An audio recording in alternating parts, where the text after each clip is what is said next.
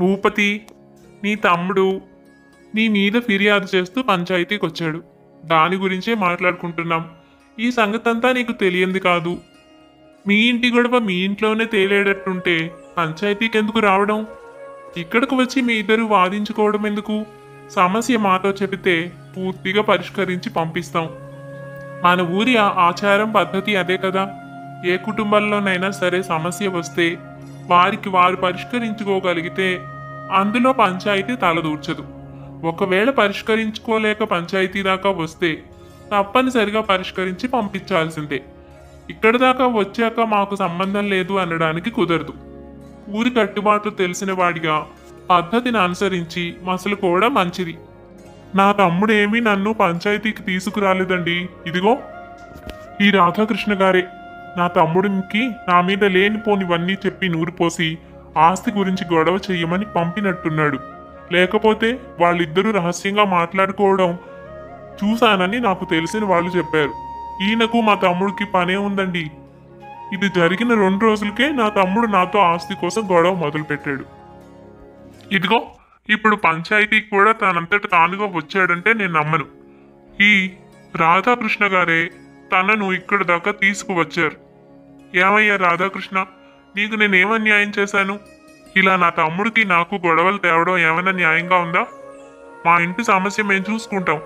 ఏదో నా తమ్ముడు అమాయకంగా నీకేదన్నా చెప్పి ఉండొచ్చు, అందుకని ఇక్కడి దాకా సమస్యను తీసుకువస్తావా? అయ్యో భూపతి గారు, మీరు నన్ను అపార్థం చేసుకున్నారు. మీ తమ్ముడు తన సమస్య గురించి నాకు చెప్పాడు, కానీ నేను ఏ సలహా తనకు ఇవ్వలేదు. అది మీరు మీ అన్నయ్య గారు సావకాశంగా కూర్చుని మాట్లాడుకుని పరిష్కరించుకోమనే చెప్పాను. అతను పంచాయతీ దాకా రావడానికి నాకు ఎటువంటి సంబంధం లేదు. ఇక పంచాయతీ దాకా వచ్చిన తర్వాత నేను కూడా ఒక పెద్దగా ఉన్నాను కాబట్టి తప్పనిసరి ఈ సమస్య పరిష్కారంలో కూర్చున్నాను. అంతేకాని అతనికి నేను పంచాయతీకి రమ్మని సలహా ఇవ్వనే లేదు. కావాలంటే ఉన్నాడుగా అక్కడే, అడిగి చూడండి. అదంతా వదిలేయండి భూపతి గారు. పంచాయతీ దాకా వచ్చినంత మాత్రాన్ని ఇప్పుడు ఏం జరిగింది? ఏదో మీ ఇద్దరికి ఏదో మాట తేడా వచ్చింది. మాకు చెప్తే మేము పరిష్కరించి పంపిస్తాం. అంతకంటే మీకు వచ్చే నష్టం ఏం లేదుగా. అసలు మీ తమ్ముడు తనకు ఆస్తిలో రావాల్సిన వాటా ఇవ్వమని అడుగుతున్నాడు. అంతకంటే ఇక్కడ వేరే విషయం ఏమీ లేదు. దాని గురించి చెప్పండి ముందు. అలా ఎలా ఇచ్చేస్తానండి? ఎన్నో ఏళ్ల నుంచి కలిసిమెలిసే ఉంటున్నాం కదా, మాతో పాటే ఉండమనండి. ఇందులో ఉన్నట్టుండి ఆస్తి పంచి ఇచ్చి విడిపోవలసిన అవసరం ఏముంది? మా తమ్ముడికి నేను ఏదైనా లోటు చేస్తేగా. ఏం కావాలన్నా నన్ను అడగమంటాను. తను ఏం అడిగినా కాదనకుండా ఇస్తాను. అలాంటప్పుడు తనకు ఏం బాధ వచ్చింది? అంతా సవ్యంగా ఉంటే గొడవ ఎందుకు వస్తుంది? మీరన్నట్టుగా తను ఏం కావాలన్నా మీరు ఇవ్వడం అనేది కూడా సమంజసం కాదు. మీ తమ్ముడు చెప్పిన దాన్ని బట్టి తను ఏం అడిగినా మీరు ఎప్పుడూ ఇవ్వరని, రకరకాల వంకలు పెట్టి రకరకాల సందేహాలను వెలుబుచ్చి తన అవసరాలన్నిటినీ తోసిపుచ్చుతున్నారని, తనకు తన కుటుంబానికి చాలా కష్టంగా ఉందని చెప్పుకొచ్చారు. కానీ నా ఉద్దేశం ప్రకారం ఆ విషయం పక్కన పెడితే అసలు మీ తమ్ముడుకు ఇవ్వవలసింది ఆయనకు ఇచ్చేస్తే ప్రతిసారి తన అవసరాలకు మిమ్మల్ని అడిగే అవసరమే ఉండదు. తన కుటుంబం దగ్గర తన పరువు కూడా నిలబడుతుంది. మీకు మాత్రం ఎందుకు ఆ భారం? ఒక్క దగ్గరే కలిసి ఉండండి, కానీ ఎవరి ఆస్తులు వారు పంచుకుని ఎవరి జీవితం వారు సుఖంగా చేయండి. ఆయన మీ చెప్పు చేతల్లో ఉండాలి అన్నట్లుగా మీరు భావిస్తున్నట్టుగా అనిపిస్తోంది. అలా ఉండడం తనకు తన కుటుంబానికి కూడా చాలా నష్టం కలగజేస్తుంది. శివయ్య గారు, నేను అలా ఏమీ అనుకోవడం లేదు. నేను కేవలం ఉమ్మడి ఆస్తిని వేరు చేయొద్దు అంటున్నానంతే. ఈ విషయమే నా తమ్ముడికి ఎంతగానో నచ్చ చెప్పాలని ప్రయత్నించాను. కానీ ఏ మాయలో పడ్డాడో ఏమో ఇక్కడి దాకా తీసుకొచ్చాడు. తను ఏ ఉద్దేశంతో అలా చెప్పాడో నాకు తెలీదు. తను ఏమడిగినా నేను ఎప్పుడూ కాదన్నది లేదు. అదంతా వద్దులే అన్నయ్య. నాకు ఇక్కడ ఆ విషయాలన్నీ మాట్లాడాలని ప్రస్తావించాలని లేదు. నేను నా బాధ చెప్పాను. అదే ఆ మాట మీదే నేను ఇప్పటికీ నిలబడున్నాను. నాకు రావాల్సిన వాటా పంచిచ్చేసే. నేను నా భార్య పిల్లలు ఆ వచ్చిన దాంతోనే ఏదో చేసుకొని బ్రతుకుతాం. కష్టమో నష్టమో మేమే భరిస్తాం. కలిసే ఉండాలి అన్న నీ ఉద్దేశాన్ని గౌరవిస్తాను. మమ్మల్ని ఎక్కడికి వెళ్ళిపోవద్దు అంటే తప్పకుండా నీ మాట వింటాను. కానీ ఆస్తి మాత్రం విడదీసి ఇచ్చేసేయండి. ఇకపై ఏం జరిగింది అన్న దాని గురించి మాట్లాడే ఉద్దేశం నాకు లేదు. నాకిప్పుడు ఆస్తి పంచి ఇస్తే చాలు. ఇంతకు మించి నేను ఏమీ మాట్లాడడం లేదు. భూపతి తమ్ముడు అంత కరాఖండిగా తనకు ఆస్తి పంచివ్వవలసిందే, అంతకు మించి తను ఏమీ అడగడం లేదని చెప్పడంతో పంచాయతీ పెద్దలందరి ముందు భూపతికి మరో దారి లేకుండా పోతుంది. దాంతో తనకు ఏమాత్రం ఇష్టం లేకపోయినా తమ్ముడికి ఆస్తి పంచి పంచాయతీ సాక్షిగా ఇచ్చేస్తాడు. అయితే ఇదంతా రాధాకృష్ణ వల్లనే అన్న ఉద్దేశం భూపతికి మనసులో నాటుకుపోతుంది. రాధాకృష్ణతో, ఏమండి రాధాకృష్ణ గారు, నేను మీకు ఏమన్యాయం చేస్తాను? ఎప్పటి నుంచో చూస్తున్నాను. నాపై మీకెప్పుడూ చిన్న చూపే. చాలాసార్లు మీకు నాకు ఏవో చిన్న చిన్న గొడవలు వచ్చిన మాట వాస్తవం. అయితే అంత మాత్రానికి అది మనసులో పెట్టుకుని మీరు ఇలా చేయడం ఏమాత్రం బాగోలేదు. ఏదో తెలిసి తెలియక నా తమ్ముడు మీ దగ్గరకు వచ్చి తన బాధను చెప్పాడే అనుకోండి, ఇలా పంచాయతీ దాకా రాణిస్తారా? అదే మీ ఇంటి సమస్య అయితే గుట్టుగా ఉంచుకోరు. పంచాయతీకి వస్తే ఊరుకుంటారా? మీకు మీ ఇద్దరు తమ్ముళ్ళు సహాయంగా ఉన్నారనేగా రెండో తమ్ముడిని పట్టణంలో చదివిస్తున్నారు. మొదటి తమ్ముడు మీరు చెప్పింది వింటూ మీ దగ్గరే ఉంటున్నాడు. అయినా వారు ఎప్పటికీ మారారంటారా? మీకెప్పుడు ఇలాంటి పరిస్థితి రాదంటారా? అప్పుడు మీరు ఇలాగే ప్రవర్తిస్తారా? పట్టణానికి పంపించి చదివించినంత తేలిక కాదు ఆ తర్వాత జీవితంలో అదే విధంగా ఉండడం. మీకు కూడా ఇలాంటి రోజు వస్తుంది. మీ తమ్ముళ్ళు మీ మీద తిరగబడతారు. అప్పుడు దానిని పంచాయతీ దాకా రాణిస్తారో మీ ఇంటి దగ్గరే పరిష్కరించుకుంటారో ఆలోచించండి. మీరు నన్ను తప్పుగా అర్థం చేసుకుంటున్నారండి. నేను మీ తమ్ముడికి ఏమాత్రం పంచాయతీకి రమ్మని సలహా ఇవ్వలేదు. మీ కుటుంబ విషయంలో తలదూర్చాల్సిన పని నాకేముంది? మీ తమ్ముడు తన బాధను మాత్రమే చెప్పుకున్నాడు. ఆ రోజున ఒక మాట సాయం చేశాను అంతే. మీతోనే విషయం సావకాశంగా మాట్లాడమని, మాటలతో కూర్చుని పరిష్కరించుకోమని చెప్పాను. అంతేకాని నలుగురిలో పెట్టమని నేను చెప్పలేదు. ఇందులో పంచాయతీ పెద్దగా పాల్గొన్నానే తప్ప నాకు దీనికి సంబంధం లేదండి. మధ్యలో నా కుటుంబాన్ని ఎందుకు పంచాయతీకి రావాలని కోరుకుంటున్నారు? మీరేదో నాపై కక్ష కట్టినట్టుగా మాట్లాడుతున్నారు. భూపతి గారు, మిమ్మల్ని ఉద్దేశించి నేను ఏదీ చేయలేదు. మన మధ్య ఏవో చిన్న చిన్న గొడవలు ఉన్నమాట వాస్తవం. అయితే అవన్నీ మనసులో పెట్టుకొని అవకాశం దొరికింది కదా అని మీ తమ్ముడి మనసు పాడు చేశానని మీరు అనుకుంటున్నారు. అందులో ఏమాత్రం సత్యం లేదు. నేను ఎక్కడ విషయాలను అక్కడే వదిలేస్తాను. మీకు మాకు ఏమైనా సమస్యలు వస్తే అవి ఊరి పరంగానే. అంతకు మించి మీతో నాకు ఎటువంటి సమస్య లేదు. ఇందులో నేను మీపై కక్ష కట్టుకొని మీ కుటుంబాన్ని వేరు చేసేంత కోపం పెంచుకుంటానని ఎలా అనుకున్నారు? అయినా మీ తమ్ముడు ఇక్కడి దాకా రావడానికి మీరే కారణం. మీరు నాతో దెబ్బలాడకుండా మీరు చేసిన తప్పేమిటో ఆ దాని గురించి ఆలోచించండి. అప్పుడు మీకు పరిష్కారం దొరుకుతుంది. ఇకపైన ఎప్పుడు ఇలాంటి సమస్యలు రాకుండా చూడగలుగుతారు. మీ తమ్ముడు మీ వల్లనే ఇక్కడి దాకా రావాల్సి వచ్చింది. ఈ మాట నిజం. చెప్తావయ్యా, ఇప్పుడు నువ్వు ఎన్ని మాటలైనా చెప్తావు. ఈ రోజున నువ్వు గెలిచావు. పంచాయతీలో అందరి ముందు నా తల వంచేలా చేసావు. మాట్లాడకుండా నా తమ్ముడికి ఆస్తి పంచేలా చేసావు. నాకు రోజు వస్తుంది. నేను తెప్పిస్తాను. నీ తమ్ముళ్ళు నీ మీద తిరగబడేలా నేను చేస్తాను. అప్పుడు పంచాయతీలో అందరి ముందు నువ్వు తలదించుకుంటావు. అది నేను చూస్తాను. చేసిందంతా చేసి పైగా నా వల్లనే నా తమ్ముడు ఇలా చేశాడు అంటావా? నా తమ్ముని ఎలా సముదాయించుకోవాలో నాకు బాగా తెలుసు. నేను తనకు నచ్చ చెప్పుకునేవాణ్ణి. కానీ నీ వల్లనే, నువ్విచ్చిన ధైర్యం వల్లనే వాడు పంచాయతీలో అందరి ముందు అలా మాట్లాడాడు. నేను నిన్ను ఊరికే వదలను, గుర్తుపెట్టుకో. అలా రాధాకృష్ణ ఎంత సర్ది చెప్దామని ప్రయత్నించినా భూపతి తన ధోరణిలో తను అర్థం చేసుకుని, పైగా రాధాకృష్ణపై కక్షగట్టి ఈ విధంగా బెదిరించి అక్కడి నుంచి వెళ్ళిపోతాడు. రాధాకృష్ణ ఊరిలో పెద్ద మనిషి. ఇందాకంతా మీరు విన్నట్టుగా రాధాకృష్ణకు ఇద్దరు తమ్ముళ్ళు. వారితో పాటు రాధాకృష్ణ మేనత్త అంటే తండ్రి చెల్లెలు కూడా వారితో పాటే ఉంటుంది. తమ్ముళ్లకు ఇంకా పెళ్లి చేయాలి. పెద్ద తమ్ముడికి చదువు అవ్వకపోవడం వలన పొలం పని అప్పగించి తనతో పాటే ఉంచుకున్నాడు రాధాకృష్ణ. రెండో తమ్ముడుకు బాగా చదువు రావడంతో పై చదువుల కోసం పట్నం పంపించాడు. ఏంట్రా దీపు, వెళ్ళిపోవాల్సిందేనా? ఇలా వచ్చి అలా వెళ్ళిపోతావు. ఎప్పుడు ఒక 2 రోజులు కన్నులారా చూసుకుందామన్నా కనిపించవాయే. ఏం పట్నం చదువులో ఏమిటో. మరి రేపు పొద్దున ఉద్యోగం కూడా పట్నంలోనే వస్తే మమ్మల్ని అందరినీ వదిలి వెళ్ళిపోతావు కదూ. చిన్నప్పటి నుంచి ఈ ఇంట్లో మీ ఇద్దరిని నిరంతరం చూసుకునే బాధ్యత నాదే. మీ అన్నయ్య ఎప్పుడు పని పని అని బయటే తిరుగుతూ ఉండేవాడు. ఇప్పుడు నువ్వు కనపడకపోతే నా కాలు చెయ్యి ఆడటం లేదు. అవునత్త, నాకు కూడా.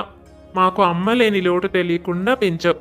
నాకు మాత్రం అక్కడ ఒక్కడిని ఉండడం ఇష్టమా చెప్పు. అక్కడ హోటల్లో దొరికే ఆహారం తినడం ఎంతో ఇబ్బందిగా ఉంది. నువ్వు ఎన్ని చేసి పంపించినా ఇక్కడి నుంచి నాకు అక్కడ ఏదో ఒకటి బయట తినక తప్పదు. నాకు నచ్చలేదు అక్కడ ఉండడం, కానీ సెలవులు లేవు, వెళ్ళక తప్పదత్త. నేను వెళ్ళకపోతే చాలా క్లాసులు మిస్ అయిపోతాను. అన్నయ్య ఇంత కష్టపడి చదివిస్తున్నాడు కదా, నేను ఈ విధంగా చేయడం న్యాయం కాదు. ఉద్యోగం పట్టణంలో వస్తే ఎలా అంటున్నావు కదా, అప్పుడు ఏం చేద్దామంటే అందరం పట్నం వెళ్ళిపోదాం. అన్నయ్యను ఏదో ఒక విధంగా ఒప్పించే బాధ్యత నాది. ఏంట్రా రాము, బాధ్యత నీదంటున్నావు? అవును, నువ్వు ఇంకా బయలుదేరలేదా? నీకు రేపటి నుంచి మళ్ళీ కాలేజీలో క్లాసులు ఉన్నాయని చెప్పినట్టు గుర్తు. ఇంకా ఇక్కడే ఉన్నావు. ఆఖరి బస్సు వెళ్ళిపోయిందంటే నీకు మళ్ళీ రేపటికి వెళ్ళడం కుదరదు. ఒక్కరోజు కూడా నువ్వు క్లాస్ మిస్ అవ్వకుండా శ్రద్ధగా చదువుకోవాలి. నీకు ఒక మంచి కంపెనీలో ఉద్యోగం రావాలి. మా అందరికంటే గొప్పగా నువ్వే సెటిల్ అవ్వాలి. అదే కదా నా కోరిక. పాపం అన్నయ్యకు ఎలాగూ చదువు అవ్వలేదు. నువ్వైనా బాగా చదువుకుని వృద్ధిలోకి రారా. చదువేంటన్నయ్యా, రాము ఇవాళ ఇక్కడ ఉండిపోదాం అనుకుంటున్నాడు. అక్కడ ఉండలేకపోతున్నట్ట. ఆ క్లాసులు వినలేకపోతున్నాడు, చదువుకోలేకపోతున్నాడు. అదిగో అక్కడ ఆహారం కూడా తనకు నచ్చడం లేదుట. అందుకే ఏదో ఒక విధంగా 4 రోజులు ఉండిపోతే నెమ్మదిగా కాలేజీ నుంచి వాళ్ళే తోసేస్తారు. అదే ఇప్పుడు నాతో చెప్తున్నాడు. మరి అన్నయ్య నిన్నేమైనా అంటాడు కదా అంటే, అన్నయ్య ఏం అనకుండా చూసుకునే బాధ్యత నాదే అంటున్నాడు. అదే విషయం. అయ్యయ్యో, నేను అలా అనలేదన్నయ్యా. నువ్వు కష్టపడి చదివిస్తున్నావు, ఎట్టి పరిస్థితుల్లోనూ క్లాసులు మానకూడదు అని అత్తతో చెప్తున్నాను. కావాలంటే అత్తని అడుగు. సరే సరే, నీ సరదాలకు వెళ్ళే కానీ బస్సు వెళ్ళిపోతుంది. ముందు గబగబా బయలుదేరు. జాగ్రత్త. నీకు అక్కడ ఆహారం నచ్చకపోతే ఇక్కడి నుంచి వంట సామాన్లని వంటవాన్ని తీసుకెళ్ళు. అక్కడ ఒక మంచి ఇల్లు తీసుకొని కావలసినవన్నీ సమకూర్చుకో. అప్పుడు నీకు ఇబ్బంది ఉండదు. నీకోసం కాకపోతే ఎవరి కోసం రా ఇదంతా. ఇలా ఎంతో సంతోషంగా సాగిపోతూ ఉండేది వాళ్ళ జీవితం. కుటుంబంలో ఒకరి కోసం ఒకరు అన్నట్టు ప్రేమాభిమానాలతో జీవించేవారు. రాధాకృష్ణ తన తమ్ముళ్ల బాధ్యతను తండ్రి చనిపోయినప్పటి నుంచి తీసుకున్నాడు. తండ్రి బాగా అనారోగ్యం చేసి చనిపోయే స్థితిలో ఉండగా రాధాకృష్ణతో, రాధా, నా పని అయిపోయింది. నా ఆరోగ్యం బాగా క్షీణించిపోయింది. నాకు అర్థమవుతోంది నేను ఇక ఎన్నో రోజులు బ్రతకలేను అని. కానీ ఈ పరిస్థితుల్లో నీకు చెప్పవలసిన 4 మాటలు అయినా చెప్పి నా ప్రాణం వదిలితే ఎంతో కొంత ధైర్యంగా ఉంటుంది. నీకు తెలియంది కాదు, తమ్ముళ్ళిద్దరూ చాలా చిన్నవాళ్ళు. అమ్మ వాళ్ళిద్దరినీ కానీ ఊరిట్లోనే చనిపోయింది. అమ్మ తన ప్రాణానికి ఎంతో ప్రమాదం అని తెలిసిన తమ్ముళ్ళిద్దరినీ కన్నది. నిజానికి ఇంటికి ఒక ఆడపిల్ల ఉండాలన్న ఉద్దేశంతోనే అంత ఆలస్యంగా గర్భం దాల్చినా, నీ తర్వాత అమ్మకు ఎన్నోసార్లు ఇబ్బంది వచ్చినా, ఆ వయసులో ప్రసవం కష్టమని తెలిసినా ఆడపిల్ల పుడుతుందేమో అన్న ఆశతో ప్రసవానికి సిద్ధపడింది. కానీ ఒకరి తర్వాత ఒకరు కవల పిల్లలు, 2 అబ్బాయిలే పుట్టారు. దురదృష్టం, అమ్మ ఆ ప్రసవ వేదనతోనే చనిపోయింది. మా కోరిక తీరలేదు సరికదా, అమ్మని కూడా మీకు దూరం చేసింది. విధి, తప్పించలేము. ఆ రోజు మేమది ఊహించలేదు. తను ప్రాణత్యాగానికి సిద్ధపడి తను వెళ్ళిపోయిందన్న బాధ నా మనసులో బాగా దిగులు ఉండిపోయింది. అమ్మ అంటే నాకు చాలా ఇష్టం. పిల్లల కోసం ఇంతకాలం మనసు బిగపట్టుకుని ఆ బాధను దిగమింగుకొని బ్రతుకుతూ వచ్చాను. నువ్వు పెద్దవాడివి, నీకు బాధ్యత, మంచి చెడు అన్నీ తెలుసు, నేర్చుకున్నావు. ఇప్పుడు నా ఆరోగ్యం పూర్తిగా పాడైపోయింది. తమ్ముళ్లను నువ్వే చూసుకోవాలి. వారి బాగోగులను మంచి చెడ్లను తండ్రిలా దగ్గరుండి నువ్వు చూస్తావని నమ్ముతున్నాను. వాళ్ళు నీకు తమ్ముళ్లే కాదు, పిల్లలతో సమానం. నా మాటల్ని ఎప్పుడు గుర్తుపెట్టుకుంటావని, వాళ్లకు ఎప్పుడూ ఏ అన్యాయము చేయవని, వాళ్లను బాధ్యతగా తండ్రిలా చూసుకుంటావని నేను నమ్ముతున్నాను. ఉన్న ఆస్తి ముగ్గురికి సమానంగా పంచాను. మీకు ఆస్తి విషయాల్లో ఎటువంటి సమస్యలు రాకూడదు. ఇక ఉన్న దానిని వృద్ధి చేసి మీ జీవితాలు బాగు చేసుకోవాల్సిన బాధ్యత మీదే. అలా మాట్లాడకండి నాన్న. ఇంతకాలం మీరు మాకు తోడుగా ఉండి అన్నీ నేర్పిస్తూ ఇక్కడి దాకా తీసుకువచ్చారు. మనం పట్టణానికి వెళ్దాం, మీకు మెరుగైన వైద్యం చేయించుకుందాం. మీరు అప్పుడే నాకు అన్ని బాధ్యతలు అప్పగించకండి. తమ్ముళ్ళని నేను చూసుకుంటాను, నేను మాటిస్తున్నాను. వాళ్లకు ఏ లోటు రానివ్వను. మీరన్నట్లు నా పిల్లలుగానే వాళ్ళని ఎప్పుడూ భావిస్తాను. అయినా మీరు కూడా మాతో పాటు ఉండడం మాకు ఎంతో సంతోషం. పట్టణానికి వెళ్దాం నాన్న, వైద్యం చేయించుకుందాం. ఇలా రాధాకృష్ణ మాటలు పూర్తి అవుతూ ఉండగానే తండ్రి తుది శ్వాస విడిచాడు. ఇక వీధికి తల వంచి కార్యక్రమాలు జరిపించి తమ్ముళ్లను తనతో పాటు తీసుకువచ్చుకున్నాడు. అప్పటిదాకా రాధాకృష్ణ పట్నంలో ఉద్యోగం చేస్తూ ఉన్నాడు. తండ్రి తన 2 కుమారులతో ఊర్లో పొలం చూసుకుంటూ ఉండేవాడు. ఇక ఉద్యోగం వదిలి అక్కడ ఉండడం కుదరదు కనుక రాధాకృష్ణ తమ్ముళ్లనే పట్నం తీసుకువచ్చేశాడు. దురదృష్టవశాత్తు మొదటివాడు వేణుకు చదువు అబ్బలేదు. అందుకే కొంత ఉద్యోగ బాధ్యతలు తీరిపోయాక తనను తీసుకుని ఊరెళ్ళిపోయాడు రాధాకృష్ణ. అక్కడే ఉన్న వాళ్ళ పొలాలను చూసుకోవడానికి వేణుని పొలం పనులకు సిద్ధం చేయడానికి రాధాకృష్ణ నిర్ణయించుకున్నాడు. ఎలాగూ చదువు రాలేదు కనుక కనీసం ఈ పనులైనా నేర్చుకుంటే తను బ్రతకడానికి సహాయపడుతుంది అనుకున్నాడు. రాముకు చదువు అప్పడంతో అక్కడే ఒక మంచి కాలేజీలో చేర్పించి హాస్టల్లో పెట్టి చదివించడం మొదలుపెట్టాడు. ఇలా ఇప్పటికీ రాము చదువు మరొక ఏడాదిలో పూర్తి కావస్తోంది. ఇలాంటి పరిస్థితుల్ని ఎదుర్కొని కుటుంబాన్ని ఒకటిగా ఎంతో బాధ్యతగా ముందుకు నడిపిస్తున్న రాధాకృష్ణ అంటే భూపతికి మొదటి నుంచి కోపమే. రాధాకృష్ణ ఎంతో నెమ్మదస్తుడు, మర్యాదస్తుడు. కానీ భూపతి తనకు కావాల్సింది చేయడం కోసం ఎవరినైనా ఏ విధంగానైనా ఏమార్చే రకం. అందుకే రాధాకృష్ణ అంటే భూపతికి ఇష్టం ఉండదు. ప్రతి విషయంలోనూ న్యాయం, ధర్మం మాట్లాడతాడని భూపతికి కోపం. నిజానికి తన తమ్ముడికి ఆస్తి ఇవ్వకుండా భూపతి అన్యాయం చేస్తున్నాడు. ఏది అడిగినా రకరకాల వంకలు చెప్తూ ప్రతిదానికి తననే అడగవలసిన అవసరం తీసుకువచ్చాడు. అందుకే భూపతి తమ్ముడు పంచాయతీ వరకు వెళ్ళవలసి వచ్చింది. ఎందుకంటే భార్య పిల్లల్ని చూసుకోవలసిన బాధ్యత తనపై ఉంటుంది కదా. ఇవన్నీ విషయాలు తెలిసినా భూపతి రాధాకృష్ణపై కోపం పెంచుకున్నాడు. తన వల్లనే తమ్ముడు పంచాయతీకొచ్చాడు అని. ఇప్పుడు ఈ కుటుంబంలో చిచ్చు పెట్టడమే భూపతి లక్ష్యం. అది ఏ విధంగా సాధించాలా అని ఆలోచిస్తూ వ్యూహాలు పన్నుతున్న భూపతికి ఒకసారి అవకాశం దొరికింది. రావేణు, నీ గురించే ఎదురు చూస్తున్నాను. చాలా ముఖ్యమైన, అది కాక మంచి విషయం ఒకటి ఉంది. అందుకే అంజయ్తో వెంటనే కబురు పంపించాను. మీ అన్నయ్య ఊళ్ళో లేడనుకుంటే కదూ. ఈలోపే మనం మాట్లాడేసుకుని ఒక మాట అనేసుకుంటే మీ అన్నయ్య వచ్చిన తర్వాత కావాలంటే చెప్పొచ్చు. విషయం ఏమిటంటే, నీకు మన ఊర్లో ఉత్తరాన 4 ఎకరాల స్థలం ఉంది. అది ఎవరిదా అని కనుక్కుంటే నీదని చెప్పారు. అది ఎలాగూ బీడు భూమి, పంటలు పండవు, ఊరికి చివర్లో ఉంది. నువ్వు దాన్ని ఏం చేసుకుంటావు? నాకు ఆ స్థలం రాసిచ్చావంటే నేను దానిలో ఊరికి ఉపయోగించేలా ఒక పెద్ద ఆసుపత్రి కట్టించాలని నిర్ణయించుకున్నాను. భగవంతుడు నాకు ఇచ్చిన దాంట్లో ఏదో ఉడతా సాయం.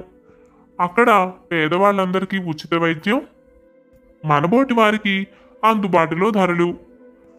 పట్నం నుంచి ప్రావీణ్యత గల డాక్టర్లని పిలిపిస్తాను. కావలసిన వస్తువులు, పరికరాలు అన్నీ తెప్పిస్తాను. ఇదంతా చేయాలంటే ముందు స్థలం కావాలిగా. దానికోసం వెతికితే ఈ స్థలం నాకు బాగా నచ్చింది. అది ఎవరితో నాకు తెలియక ఆరా తీస్తే నీదని చెప్పారు. అందుకే ఒక మంచి పని కోసం సహాయం అడిగితే చేయకుండా ఉంటావా అని ఆలోచించి మాట్లాడదాం రమ్మన్నాను. నువ్వు ఎంత ధర చెబితే అంత. నేను మళ్ళీ మాట్లాడను. నీ ఇష్టం. నువ్వు ఎంతకు ఇవ్వాలనుకుంటున్నావో అంతా చెప్పు. ఇది ఊరి శ్రేయస్సు కోసమే తప్ప ఇందులో నా స్వార్థం ఏమీ లేదు. చాలా సంతోషంగా ఉంది భూపతి గారు. నేను ఇలాంటి వాటికి ముందుంటాను. సమాజ సేవ చేయడం నా అదృష్టంగా భావిస్తాను. మీది చాలా ఉన్నతమైన ఆలోచన. ఊరందరికీ ఉపయోగపడేలా ఒక ఆసుపత్రి నిర్మించడం నిజంగా చాలా అవసరం. నేను తప్పకుండా నా వంతు సహాయం చేస్తాను. మీరు అనుకున్నది కూడా జరుగుతుందని అనుకుంటున్నాను. అయితే ఒక్కసారి మా అన్నయ్యతో కూడా సంప్రదించి మీకు వివరాలు తెలియజేస్తాను. మంచి మాట చెప్పావు. అనుకున్నాను సమాజ సేవ అంటే నీలాంటి వాళ్ళు ముందుకొస్తారని నాకు బాగా తెలుసు. నేను చిన్నప్పటి నుంచి చూడలేదు. నువ్వంటే నాకు ప్రత్యేకమైన అభిమానం అయ్యా. అందుకే ఆలోచించకుండా అనుకుందే తడవుగా పిలిపించి నీతో విషయం చెప్పేశాను. అయితే నీకు ఇందులో ఒక ముఖ్యమైన విషయం కూడా చెప్పాలి. కిందటిసారి మీ అన్నయ్యకు నాకు పంచాయతీ దగ్గర ఒక చిన్న తగు వచ్చింది.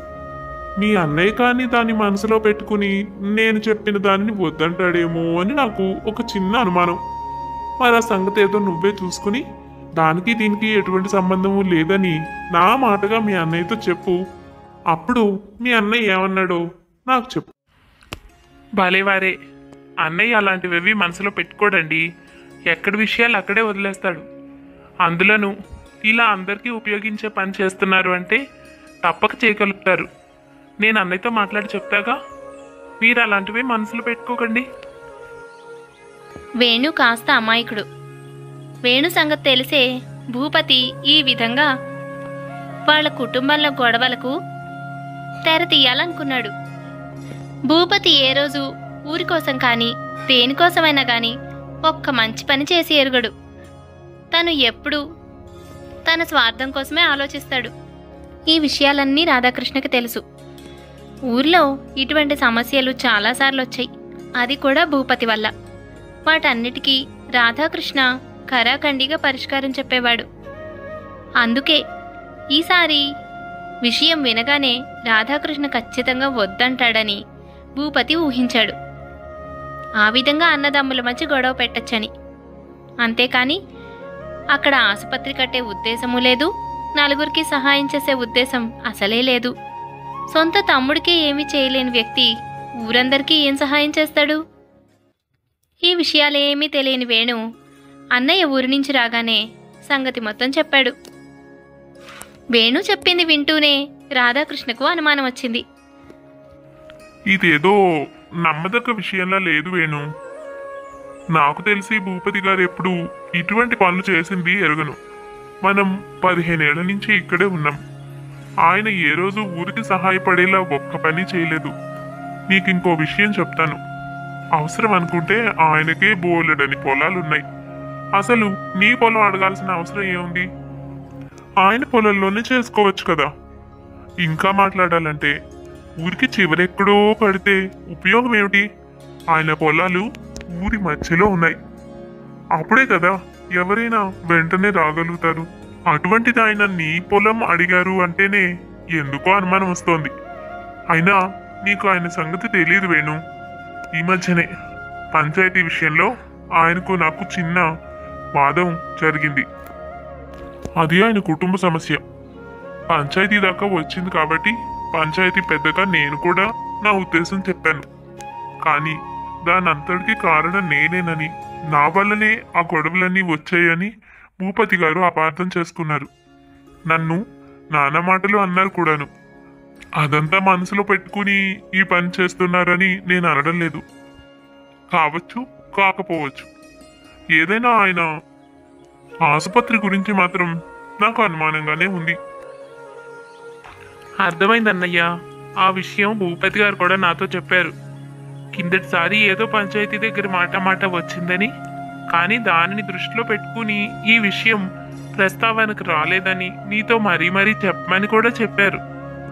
నాకు ఆయన మాటల్లో ఎటువంటి దురుద్దేశం కనిపించలేదు. ఎంతో చిత్తశుద్ధితో ఊరికి మంచి చేయాలి అని అనుకుంటున్నట్టుగా అనిపించింది. ఊరి కోసం పేదవాళ్ళందరికీ ఉచితంగా వైద్యం చేయించడం కోసం ఆరాటపడుతున్నారు. అందుకు నా పొలం ఉపయోగించడం సంతోషమే కదా. అసలు నిజం చెప్పాలంటే నాకైతే ఉచితంగా ఇవ్వాలనే ఉంది.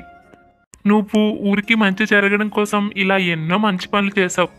అందుకే ఇంట్లో ఏం జరిగినా ఏం చేసినా నువ్వు మాత్రం ఏది ఘనంగా చేసుకో, మాకు మాత్రం అన్నీ ఘనంగా చేస్తావు.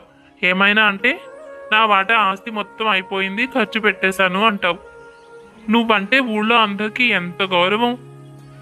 అందరూ రాధాకృష్ణ గారు రాధాకృష్ణ గారు అని నీతో ఎంత అభిమానంగా మాట్లాడతారు. నిన్ను పంచాయతీ పెద్దగా కూడా పెట్టారు. ఎందుకు? నువ్వన్నీ మంచి పనులు చేస్తావు కాబట్టి, అందరికీ సహాయం చేస్తూ స్వార్థం చూసుకోకుండా ఉంటావు కాబట్టే కదా. మరి నేను కూడా అలాంటి పేరు తెచ్చుకోవాలిగా అన్నయ్య. ఆ పొలం కోసం నేను ఆలోచించాల్సిన పనేముంది? మనకు బోలెడని ఆస్తులున్నాయి. ఇప్పటి నుంచి ఇలా మంచి పనులు చేయడం మొదలు పెడితే నన్ను కూడా ఊళ్ళో అందరూ గౌరవిస్తారు కదన్నయ్య. నాకు అదే ఆశయం, నీలాగా ఊళ్ళో మంచి పేరు తెచ్చుకోవాలని, అందరి చేత గౌరవించబడాలని. అయినా అదొక్కటే కాదు, నిజంగానే అందరికీ ఉపయోగించే పనులు చేసి స్వార్థం లేకుండా అందరికీ సేవ చేయడం అంటే నాకు ఇష్టం. నాకు తెలిసినంతలో భూపతి ఏ రోజు ఊర్లో ఏ మంచి పని చేయలేదు. తమ్ముడికి ఈ విషయం అర్థం కావట్లేదు. నేను అన్నట్టుగా భూపతి ఏదైనా చేయదలుచుకుంటే తన దగ్గర ఉన్న వాటితోనే చేయొచ్చు. అసలు వేణు పొలం అడగడంలోనే ఉంది తిరకాసంతా. ఆ రోజు చెప్పాడు, మీ కుటుంబంలో చిచ్చు పెడతానని. ఇది అందులో భాగమే అని నాకు అనిపిస్తోంది. తమ్ముడేమో నా మాట వినడం లేదు. భూపతి చెప్పిందల్లా నమ్మాడు. ఇప్పుడు ఎలా?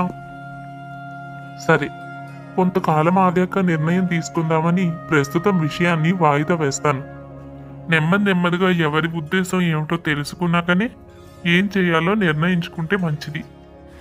ఇలా ఆలోచించి ఇప్పటికీ ఈ విషయం వాయిదా వేయడమే మంచిదని నిర్ణయించుకున్న రాధాకృష్ణ వేణుతో కూడా అదే విషయం చెప్పి కొంతకాలం అయ్యాక చూద్దామని మాట దాటేసి అప్పటికైతే ఆ విషయాన్ని దారి మళ్లించాడు. అన్న అలా అన్నాడే కానీ కొన్ని రోజుల తర్వాతైనా సరేనంటాడు అనుకున్నాడు వేణు. అందుకే దానికి కావలసిన ఏర్పాట్లు అవి చేసుకోవచ్చన్న ఉద్దేశంతో అన్నీ సిద్ధం చేయడం మొదలుపెట్టాడు. కొన్ని రోజుల తర్వాత భూపతి వేణుకు కబురు పంపించాడు. నేను అన్నయ్యతో మాట్లాడి చూశాను భూపతి గారు. అన్నయ్య కొంతకాలం తర్వాత తన నిర్ణయం చెప్తానన్నాడు. అందుకే తను ఏం చెప్తాడో దాన్ని బట్టే నేను మీకు ఏం చేయాలి అన్నది చెప్తాను. అందుకే ఇంత సమయం పడుతోంది. బహుశా మీరు ఇప్పటిదాకా దాని గురించి మీకు ఏమీ చెప్పలేదు కాబట్టి కబురు పంపించుంటారు, అవునా? అవును వేణు, దానికోసమే.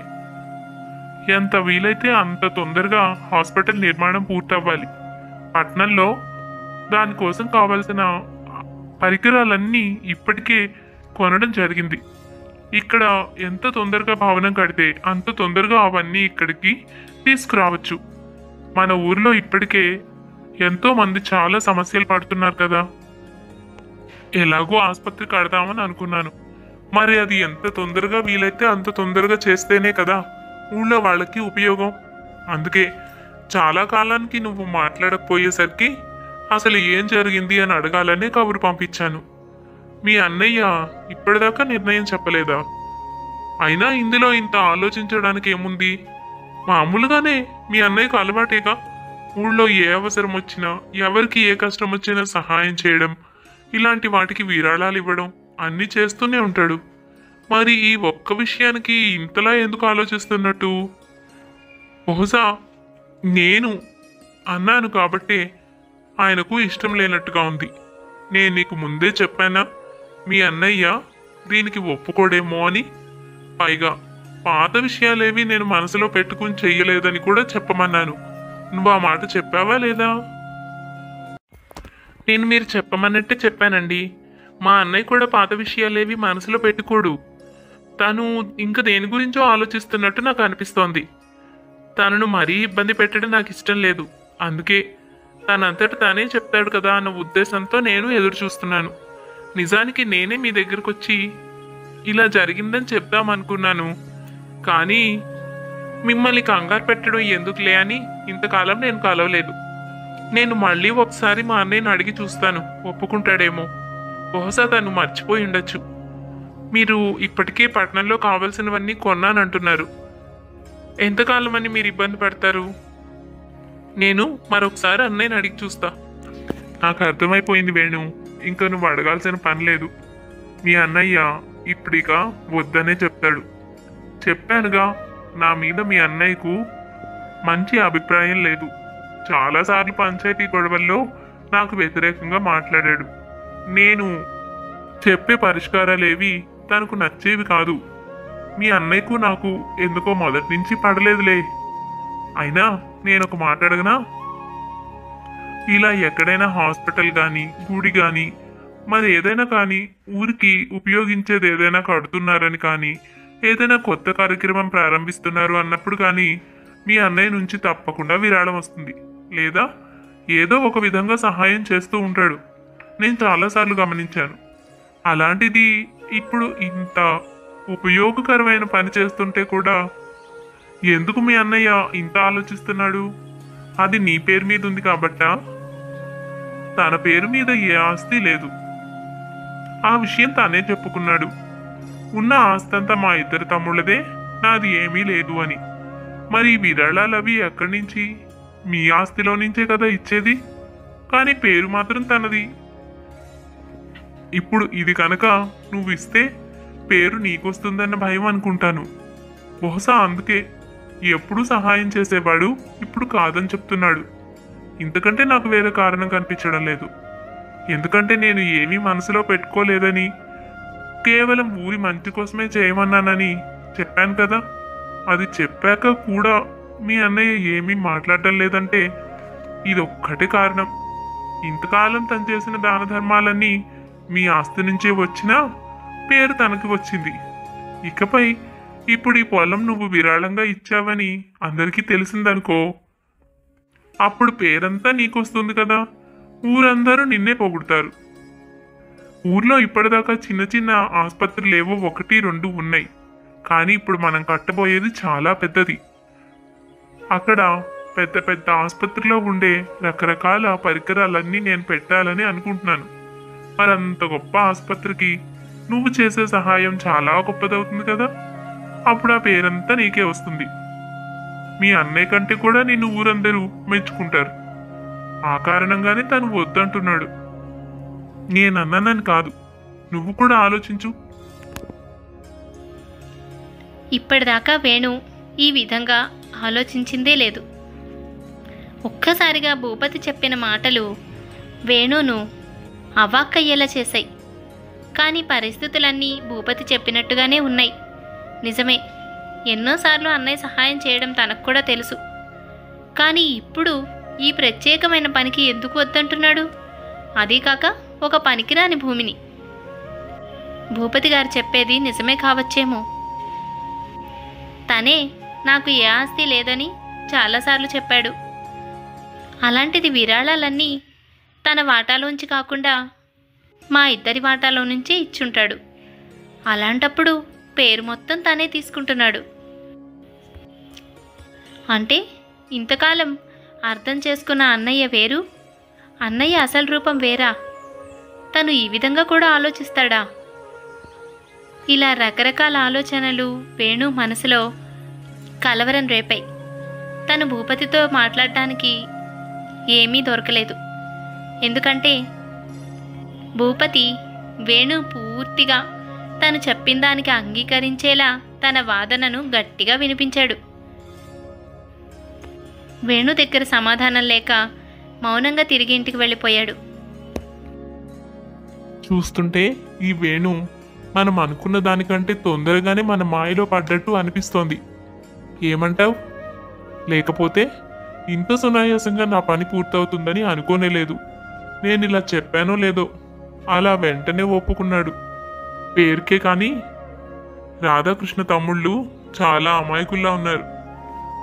అయినా వేణు సంగతి సరే, ఈ పట్నంలో చదువుకుంటున్న వాడిని ఏ విధంగా మనం ఏమార్చాలో అది కూడా ఆలోచించాలి. బహుశా వేణునే ఇంత అమాయకుడు అయి ఉండొచ్చు కదా.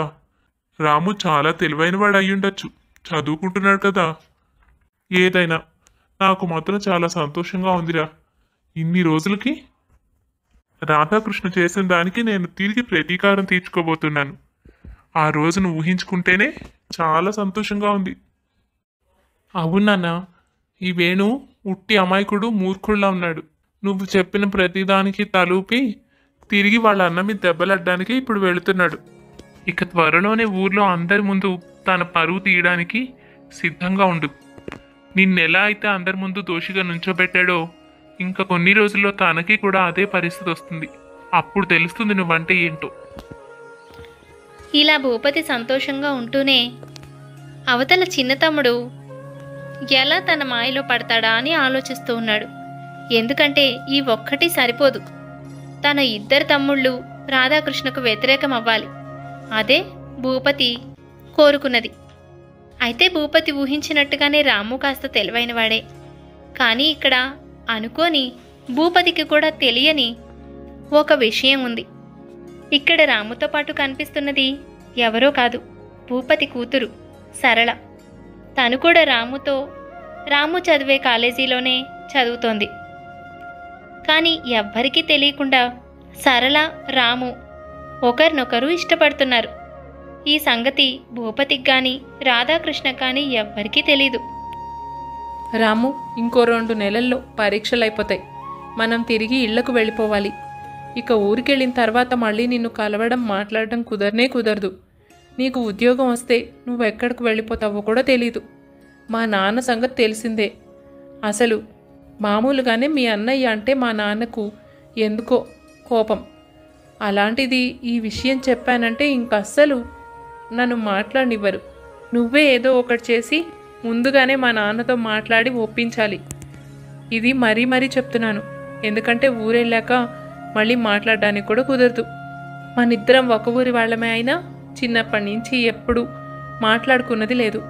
అదేంటో విచిత్రంగా ఈ కాలేజీకి వచ్చిన తర్వాతనే మీరు రాధాకృష్ణ గారి తమ్ముడని, నేను భూపతి గారి అమ్మాయినని తెలిసింది నీకు. అవునా?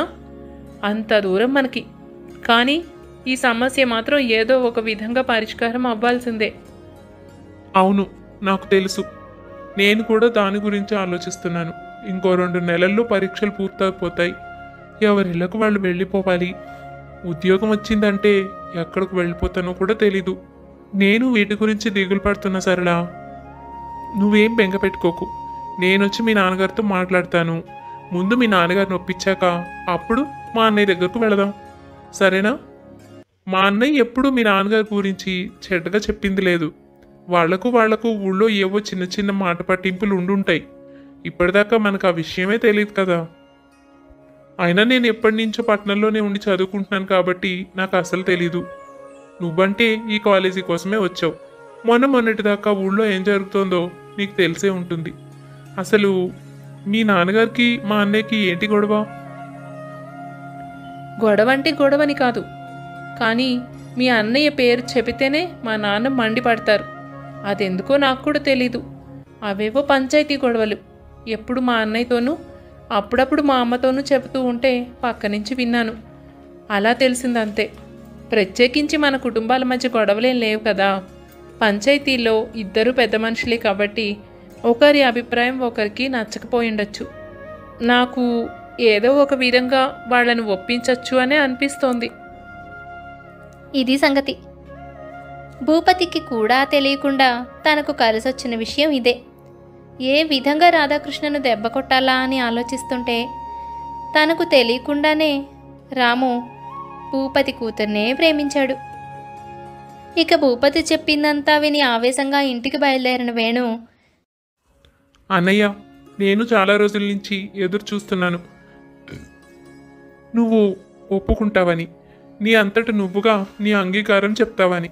కానీ ఇంతకాలమైనా నువ్వు నేను అడిగిన దాని గురించి ఇప్పటిదాకా సమాధానం చెప్పలేదు. ఇప్పుడు భూపతి గారు నన్ను గట్టిగా అడుగుతున్నారు. ఎందుకంటే హాస్పిటల్కి కావాల్సిన పరికరాలన్నీ ఆయన కొని ఉంచారట. ఇక్కడ తొందరగా భవనం కడితేనే అవన్నీ తీసుకురాగలరు. ఇప్పటికైనా నువ్వేమనుకుంటున్నావో చెప్పు. అసలు వద్దు అని అందర్చుకుంటే ఎందుకు వద్దంటున్నావో అది కూడా చెప్పానయ్యా. నాకు తెలుసు నువ్వు ఊళ్ళో ఎన్నో మంచి కార్యక్రమాలు చేస్తావు. ఊరికి ఏం కావాలన్నా విరాళాలు కూడా ఇచ్చావు. అలాంటిది ఇదెందుకు వద్దంటున్నావు? వేణు, నీకు ఆయన సంగతి తెలీదు. భూపతి గారు ఊళ్ళో ఎప్పుడు ఎటువంటి మంచి పనులు చేయలేదు. ఇప్పుడు ఉన్నట్టుండి మారిపోయారంటే నేను నమ్మను. ఆయన నాతో పంచాయతీ గొడవల్లో ఉన్నప్పుడే నిన్ను నీ కుటుంబాన్ని విడదీస్తాను అని నాకు సవాల్ చేశారు. ఏదో విషయంలో మాట మాట వచ్చి నన్ను కూడా పంచాయతీకి ఈడుస్తానని బెదిరించారు. ఇప్పుడు ఆ ఉద్దేశంతోనే నిన్ను ఈ విధంగా రెచ్చగొడుతున్నారని నాకు అనిపిస్తోంది. నేను చెప్పినట్టుగా ఆయనకే పోలడని పొలాలున్నాయి. నిన్ను అడగాల్సిన పనే ఉంది. నువ్వు నేను చెప్పింది అర్థం చేసుకో. భూపతికి ఇవ్వడం కుదరదని చెప్పేసి. అదంతా తెలియదన్నయ్యా. ఇంతకాలం చేశారో చేయలేదో, ఇప్పుడైతే చేయాలని అనుకుంటున్నారు కదా. అందులో ఇప్పుడు ఈ పొలం ఇస్తే నాకు మంచి పేరు వస్తుంది. ఇంతకాలం నువ్వు ఊళ్ళో ఎన్నో దాన ధర్మాలు చేసావు. అన్నిటికీ ఊళ్ళో అందరూ నిన్నేగా మెచ్చుకుంటారు. నువ్వు చాలా గొప్పవాడివని ప్రతి ఒక్కరూ పొగుడుతూ ఉంటారు. అయినా ఒక విషయం చెప్పు, నీకు ఏ ఆస్తి లేదు అన్నావు. మరి ఇంతకాలం ఊరికి ఇస్తున్న విరాళాలన్నీ నాది, తమ్ముడిది. ఈ ఆస్తి వాటాలో నుంచే కదా. మరి పేరు మాత్రం నీకెందుకు వచ్చింది? అంటే మా వాటా నువ్వు దానం చేసి నీ పేరు చెప్పుకుంటున్నావా? ఇది కానీ నేను హాస్పిటల్ కోసం ఇచ్చాను అని తెలిస్తే ఊరి వాళ్ళందరూ నన్ను మెచ్చుకుంటారనే ఉద్దేశంతోనే వద్దంటున్నావు. అంతేకాదు, ఆయనకు ఎన్ని పొలాలైనా ఉండొచ్చు, కానీ హాస్పిటల్కి ఇదే అనువైన చోటు అని ఆయన అనుకుంటున్నాడు. అందులో తప్పేముంది? నువ్వు ఏ కారణం లేకుండా ఇది వద్దంటున్నావు. అందులోనే ఏదో దురుద్దేశం ఉన్నట్టు నాకు అర్థమవుతోంది. ఈ విధంగా నాకు మంచి పేరు వస్తుందేమో అని నువ్వు భయపడుతున్నావు. అంటే ఎల్లకాలం ఊళ్ళో అందరూ నిన్నే దేవుళ్ళ చూడాలి. మరి మేమిద్దరం ఎప్పుడూ వెనకబడి ఉండిపోవాలి, అంతేగా? నిన్ను ఈ విధంగా ఎప్పుడూ ఊహించుకోలేదన్నయ్యా. ఇదంతా భూపతి గారు చెప్పే వరకు నాకు తెలీదు. నువ్వు ఏ పంచాయతీ గొడవలు ఉద్దేశించి ఆయన ఇలా మాట్లాడుతున్నారని అనుకుంటున్నావో ఆ విషయాలేవి ఆయన ఆలోచించడం లేదు. నిజానికి ఆయన నీ గురించి నాకు ఏమీ చెడ్డగా చెప్పలేదు.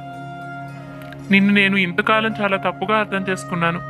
మా కోసం నీ జీవితం త్యాగం చేశావనుకున్నాను. నువ్వు చాలా మంచివాడివని, మమ్మల్ని ఎంతో ప్రేమగా పెంచావని అనుకున్నాను. కానీ ఇప్పుడిప్పుడే అన్ని విషయాలు అర్థమవుతున్నాయి. నీకు చాలా స్వార్థం ఉంది. నిన్నే అందరూ పొగడాలని, మేము ఎప్పుడూ నీ వెనకే అనామకులా ఉండిపోవాలని నువ్వు కోరుకుంటున్నావు. నేనిది జీర్ణించుకోలేకపోతున్నాను అన్నయ్య. నిజానికి వేణు కాదు, ఈ మాటల్ని రాధాకృష్ణ జీర్ణించుకోలేకపోతున్నాడు. ఆ విషయం వేణుకు అర్థం కావడం లేదు. భూపతి చెప్పిందంతా నమ్మి రాధాకృష్ణను నానా మాటలు అని బాధ పెట్టాడు వేణు. అసలు వేణు ఇలా మాట్లాడతాడని ఏమాత్రం ఊహించని రాధాకృష్ణ నిశ్చేష్టుడై అలా ఉండిపోయాడు. తమ్ముడు తనను అంత అపార్థం చేసుకుంటాడని రాధాకృష్ణ ఎప్పుడూ అనుకోలేదు. ఇదంతా భూపతి పనే అని అర్థమవుతున్నా తమ్ముడుకు తను సర్ది చెప్పలేకపోతున్నాను అన్న బాధ రాధాకృష్ణను కలిచివేసింది. ఇదిలా ఉంటే అక్కడ రాము చదువు పూర్తి చేసుకొని రాధాకృష్ణ మీదకు మరొక ఆయుధాన్ని తీసుకురాబోతున్నాడు. తమ్ముడు, నువ్వు ఇలా మాట్లాడతావని నేను ఎప్పుడూ ఊహించలేదు. ఈ అన్నయ్య గురించి నీకు అర్థమైంది ఇంతేనా? ఏదైనా దూరదృష్టితో ఆలోచించి నీ మంచి కోరుకుని సలహాలు ఇస్తానని నా గురించి అనుకోలేకపోయావా? చెప్పుడు మాటలు విని అన్ననింత అనుమానిస్తావా వేణు? మీకు ఊహ తెలియనప్పటి నుంచి నా దగ్గరే పెరుగుతున్నారు. ఏ రోజైనా నేను మీ మీద భేదాభిప్రాయం చూపించినట్టు మీకు అనిపించిందా? ఈ ఒక్క విషయంలో, అది కూడా నీ మంచి కోసం, అటువంటి వ్యక్తితో నువ్వు ఇలాంటి కార్యక్రమాల్లో పాలు పంచుకోవడం నాకు అంతగా సమంజసం అనిపించలేదు. కేవలం నా కోసం నేను ఇది చెప్పలేదు. ఆ వ్యక్తి ఎటువంటి వాడో నాకు తెలుసు కాబట్టి నువ్వు అందులో ఇరుక్కోకూడదని చెప్పాను. అంతేకాని నీకు పేరు రాకూడదని కాదు. నువ్వు అడిగావు కదా వేణు, మీ ఆస్తి దానం చేస్తూ నా పేరు రాయించుకున్నానని. ఏ రోజు నీకు అనిపించలేదా? ఊళ్ళో ఎన్నో గుళ్ళలో మీ పుట్టినరోజు నాడు అన్నదానం జరుగుతుంది. నీకు ఆ విషయం తెలుసు. ఎన్నో గుడుల మీద మీ పేర్లు రాసుంటాయి. ఎన్నో హాస్పిటల్స్కి మీ పేరుని దానం చేశాను. మీరు చిన్నవాడు కనుక, నా ద్వారా పని జరిగింది కనుక నేను మీపై చూపిన బాధ్యతకు విలువగా నాకు గౌరవం ఇస్తారు తప్ప నేనేదో అందరికీ మేలు చేశానని కాదు. ఈ విషయం నువ్వు అర్థం చేసుకోలేనందుకు చాలా బాధగా ఉంది. ఒకరు చెడగొడితే నీ మనసు చెడిపోయి అపార్థం చేసుకునే వరకు వచ్చావని నిజంగా బాధగా ఉంది. సరే, ఇంతదాకా వచ్చింది కనుక ఈ నిర్ణయం నీకే వదిలేస్తున్నాను. నీకు నిజంగా భూపతితో కలిసి పనిచేయడం, అతని పనుల్లో పాలు పంచుకోవడం ఇష్టం అని మనస్ఫూర్తిగా అనుకుంటే నువ్వు నన్ను అడగవలసిన పని లేదు. ఇప్పటిదాకా నా బాధ్యతగా నేను నీకు చెబుతూ వచ్చాను అంతే. కానీ నిర్ణయం మాత్రం నీదే. నువ్వు చేయదలుచుకుంటే తప్పకుండా ఏం కావాలంటే అది చేయొచ్చు. భయపడకు. ఏదైనా ఇబ్బంది వస్తే నేను తప్పక నీతోనే ఉంటాను. ఆ రోజు నాకు సంబంధం లేదని చేతులు దులుపుకోను. నువ్వు ఏది సమంజసం అనిపిస్తే అది చెయ్యి. రాధాకృష్ణ మాటలకు ఒకంత తలంచుకున్నాడు వేణు. నిజానికి వేణుకు తెలుసు అన్న తనను ఎంత ప్రేమగా పెంచింది, ఎంత బాధ్యతగా చిన్నప్పటి నుంచి ఇద్దరిని చూసుకున్నది. తల్లి తండ్రి లేని లోటు తెలియకుండా ఒక వ్యక్తి చూసుకోవడం అంటే చిన్న విషయం కాదు. అందుకు అన్న రాత్రింబవళ్ళు కష్టపడమే కాక తన జీవితాన్ని కూడా త్యాగం చేశాడు. భూపతి చెప్పిందంతా విని ఆవేశంతో తను అనుకున్నదే నిజం అని కంగారు పడి అన్నతో అన్నీ అనేశాడు. ఇప్పుడు ఆ మాటలు వెనక్కి తీసుకోనూ లేడు. కానీ అన్న మాట్లాడిన దానికి సమాధానమూ లేదు. అప్పటికి మౌనంగా ఊరుకున్నాడు వేణు. కానీ నెమ్మదిగా అన్నదమ్ముల మధ్య మాటలు కరువయ్యాయి. రాధాకృష్ణ వేణు ఒకరితో ఒకరు మాట్లాడుకునే సందర్భాలు తగ్గిపోయాయి. ఇలా కొన్ని రోజులు గడుస్తూ ఉండగానే రాము పరీక్షలైపోయి ఊరికి రానే వచ్చాడు. తన దగ్గర అంతకంటే విలువైన ఆయుధం ఉంది. ఏంటి, నువ్వు భూపతి గారి అమ్మాయిని ప్రేమించావా? ఆమె కూడా పట్నంలో నీతో పాటు చదువుకుందా? బాగుంది. అసలు భూపతి పేరెత్తితేనే అన్నయ్య మండిపడుతున్నాడు. ఇక్కడ ఈ మధ్య చాలా జరిగాయిలే, నీకు ఆ సంగతి అంతా తెలీదు. ఇప్పుడు అసలు ఏం చేయాలో తెలియక నేనే తలపట్టుకున్నాను. ఇంతలో నువ్వు ఒక బండరాయినే తీసుకొచ్చావు. అసలు ఈ మాట చెబితే అన్నయ్య ఎలా తీసుకుంటాడో ఏమో కూడా తెలీదు. అలా చెప్తూనే వేణు జరిగిందంతా రాముకు చెప్పుకొచ్చాడు. ఇప్పుడు రాము దగ్గర ఏ దారి కనిపించడం లేదు. ఇక్కడకు వచ్చిన తర్వాత ఏదో ఒక విధంగా అన్నకు నచ్చచెప్పి నెమ్మదిగా వాళ్ళింటికి వెళ్ళి భూపతిని ఒప్పించడమే పని అనుకున్నాడు రాము. ఇక్కడ చూస్తే భూపతి, అన్నయ్య వారి మధ్య ఏదో ఒక తెలియని శత్రుత్వం ఉన్నట్టుగా అనిపిస్తోంది రాముకి. పరిస్థితి ఇలా ఉండగా తను వెళ్ళి తన ప్రేమ సంగతి ఎలా చెప్పాలి? ఇప్పటికే జరిగిన దానివల్ల వేణుకు అన్నయ్యకు మాటలు సరిగ్గా లేవని అర్థమవుతూనే ఉంది.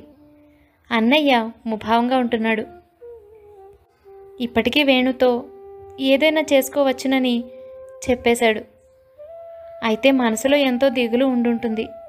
ఇప్పుడు నేను కూడా తన్ను అదే బాధ పెట్టాలా? అలాగని సరళని వదులుకోలేను. ఇలా రకరకాలుగా ఆలోచిస్తూ ఏం చేయాలో దిక్కు తోచక అయోమయంలో పడ్డాడు. ఇలా ఉండగా ఒకరోజు సరళ రాముతో మాట్లాడుతూ ఉండగా ఆ సంగతి భూపతి చూసేశాడు. భూపతికి చాలా కోపం వచ్చింది. కానీ నిదానంగా ఆలోచించాడు.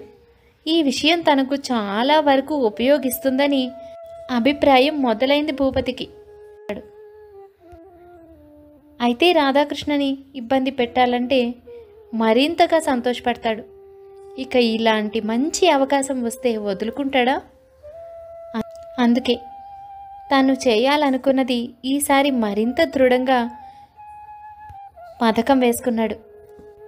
కూతురుతో ఏమాత్రం కోపగించుకోకుండా తన విషయం తనకు తెలిసిపోయిందని, అయితే పెళ్లి చేయడానికి అభ్యంతరాలేవీ లేవని, రాము అంటే తనకు కూడా చాలా ఇష్టమని, చాలా మంచి పని చేశావని కూతురుతో చెప్పసాగాడు. రాము, అసలు ఇలా జరుగుతుందని నా జీవితంలో నేను ఊహించలేదు. నిజంగా చాలా ఆశ్చర్యంగా ఉంది. ఇవాళ పొద్దున ఏం జరిగిందో తెలుసా?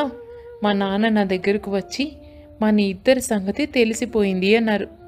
ఇంకే ఉంది, ఇక నాకు ఏదో ఒక సంబంధం వెంటనే చూసి పెళ్లి చేసేస్తానంటారని, నన్ను గుమ్మం కదలనివ్వరని అనుకున్నాను. కానీ విచిత్రంగా మా నాన్న ఏం చెప్పారో తెలుసా? నువ్వంటే ఆయనకు కూడా చాలా ఇష్టమట. నేను నీతో మాట్లాడడం ఎవరు చూసి మా నాన్నతో చెప్పారో లేక నాన్నే తెలుసుకున్నారో అదంతా నాకు తెలియదు, కానీ నిన్ను మాత్రం రాధాకృష్ణ గారి తమ్ముడని గుర్తుపట్టారు. నువ్వన్నా మీ అన్నయ్య అన్నా ఆయనకు చాలా గౌరవం అని, అభిమానమని, మన ఇద్దరి పెళ్ళి తప్పక చేస్తానని నాకు మాటిచ్చారు. అంతేకాదు, త్వరలోనే మీ అన్నయ్యతో కూడా వచ్చి మాట్లాడతానన్నారు. అసలు మా నాన్నని ఒప్పించడానికి ఎంత కష్టపడాల్సి వస్తుందో అనుకున్నాను. కానీ నిజంగా ఇంత తొందరగా ఈ సమస్య పరిష్కారం అయిపోతుందని నేను ఊహించనే లేదు రాము. నిజంగానా? చాలా సంతోషంగా ఉంది అని సరళతో ఎంతో సంతోషంగా చెప్పాడే కానీ మనసులో తనకు తెలుసు ఇప్పుడు ఏం జరుగుతుంది అని. ఇక్కడ ఇంట్లో ఎంత సమస్యగా ఉందో సరళకేం తెలుసు? అన్నిటికంటే ముఖ్యంగా అసలు భూపతి గారు ఎందుకు ఈ పెళ్లికి ఒప్పుకున్నారో, వాళ్ళ ఇద్దరి మధ్య జరిగిన గొడవల్ని బట్టి ఆయన శత్రుత్వంగా ఉండాలి కదా. ఒప్పుకోవడం ఏమిటి, అదే కాక సరళకు వచ్చి ఖచ్చితంగా పెళ్లి చేస్తానని, ఇంటికి వచ్చి మాట్లాడతానని కూడా చెప్పడం ఏంటి? ఎప్పుడు ఏ సమయంలో ఇంటికి వచ్చి మాట్లాడతారో, ఈలోపే అన్నయ్యతో తనే ఈ విషయం అంతా చెప్పేయడం మంచిది అనుకున్నాడు రాము.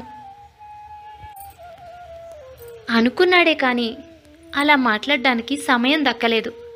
ఇంతలోనే భూపతి ఏ మాత్రం ఆలస్యం చేయకుండా రాధాకృష్ణ ఇంటికి వెళ్ళాడు. ఇదిగో రాధాకృష్ణ గారు, నేను ఉన్న విషయం చెప్తాను. ఏ మాత్రం మొహమాటం లేకుండా ముందో మాట వెనకో మాట మాట్లాడడం నాకు అలవాట్లేదు. నేను ఇప్పుడు మీ ఇంటికి రావడానికి కారణం ఏంటంటే, మా అమ్మాయి సరళ, మీ తమ్ముడు రాము ఇద్దరు ఒకే కాలేజీలో పట్నంలో చదువుకున్నారట. వారిద్దరూ వారికి తెలియకుండానే ఒకరినొకరు ప్రేమించుకున్నారు. తర్వాత ఒక ఊరి వారమని, ఇలా పరిచయస్తులమని అవన్నీ వివరాలు ఒకరికొకరు తెలుసుకున్నారు. ఈ విషయం మనతో ఎలా చెప్పాలా అని పిల్లలు తటపటాయిస్తుంటే అనుకోకుండా సంగతి నాకు తెలిసింది. ఇక ఆలస్యం చేయడం ఎందుకు, ఉన్న మాట హుందాగా మీకు చెబితే కాదంటారా? అదే ఉద్దేశంతో వచ్చాను. మన ఇద్దరి మధ్య ఏ సమస్యలు లేవన్న సంగతి మనకు తెలుసు. కానీ పిల్లలు వాళ్ళు మన మధ్య ఏదో శత్రుత్వం ఉందని, గొడవలున్నాయని అనుకుంటున్నారు. అందుకే మనకి ఈ విషయం ఎలా చెప్పాలా అని భయపడుతున్నారు. నాదే ఉంది, మా అమ్మాయిని మీ ఇంటి కోడలు చేయడానికి నాకు ఎటువంటి అభ్యంతరము లేదు. మీరంటే నాకు ఎంతో గౌరవం. మీ తమ్ముడు రాము అందులోనూ చదువుకున్నవాడు. రేపో మాపో మంచి ఉద్యోగం వస్తుంది. ఉద్యోగం వచ్చిన తర్వాతే వివాహం పెట్టుకోవచ్చు. ఇలాంటి ఇంటికి మా అమ్మాయి కోడలుగా రావడం నాకు నిజంగా సంతోషం. అయితే పెద్దవాడు వేణువుకు పెళ్ళైన తర్వాతనే చిన్నాడికి కూడా చేయాలని మీరు అనుకుంటే అది కూడా నేను సమ్మతిస్తాను. కొంతకాలం తప్పకుండా ఎదురు చూస్తాను.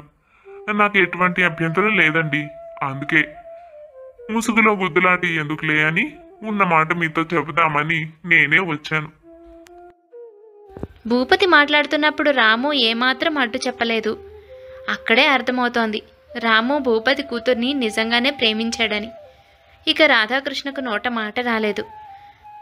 భూపతి చాలా తెలివిగా తనను ఇరికించేశాడు అన్న సంగతి రాధాకృష్ణకు పూర్తిగా అర్థమైపోయింది. భూపతి గారు, మీ సంగతి మిగతా వాళ్ళెవ్వరికీ తెలియకపోవచ్చు.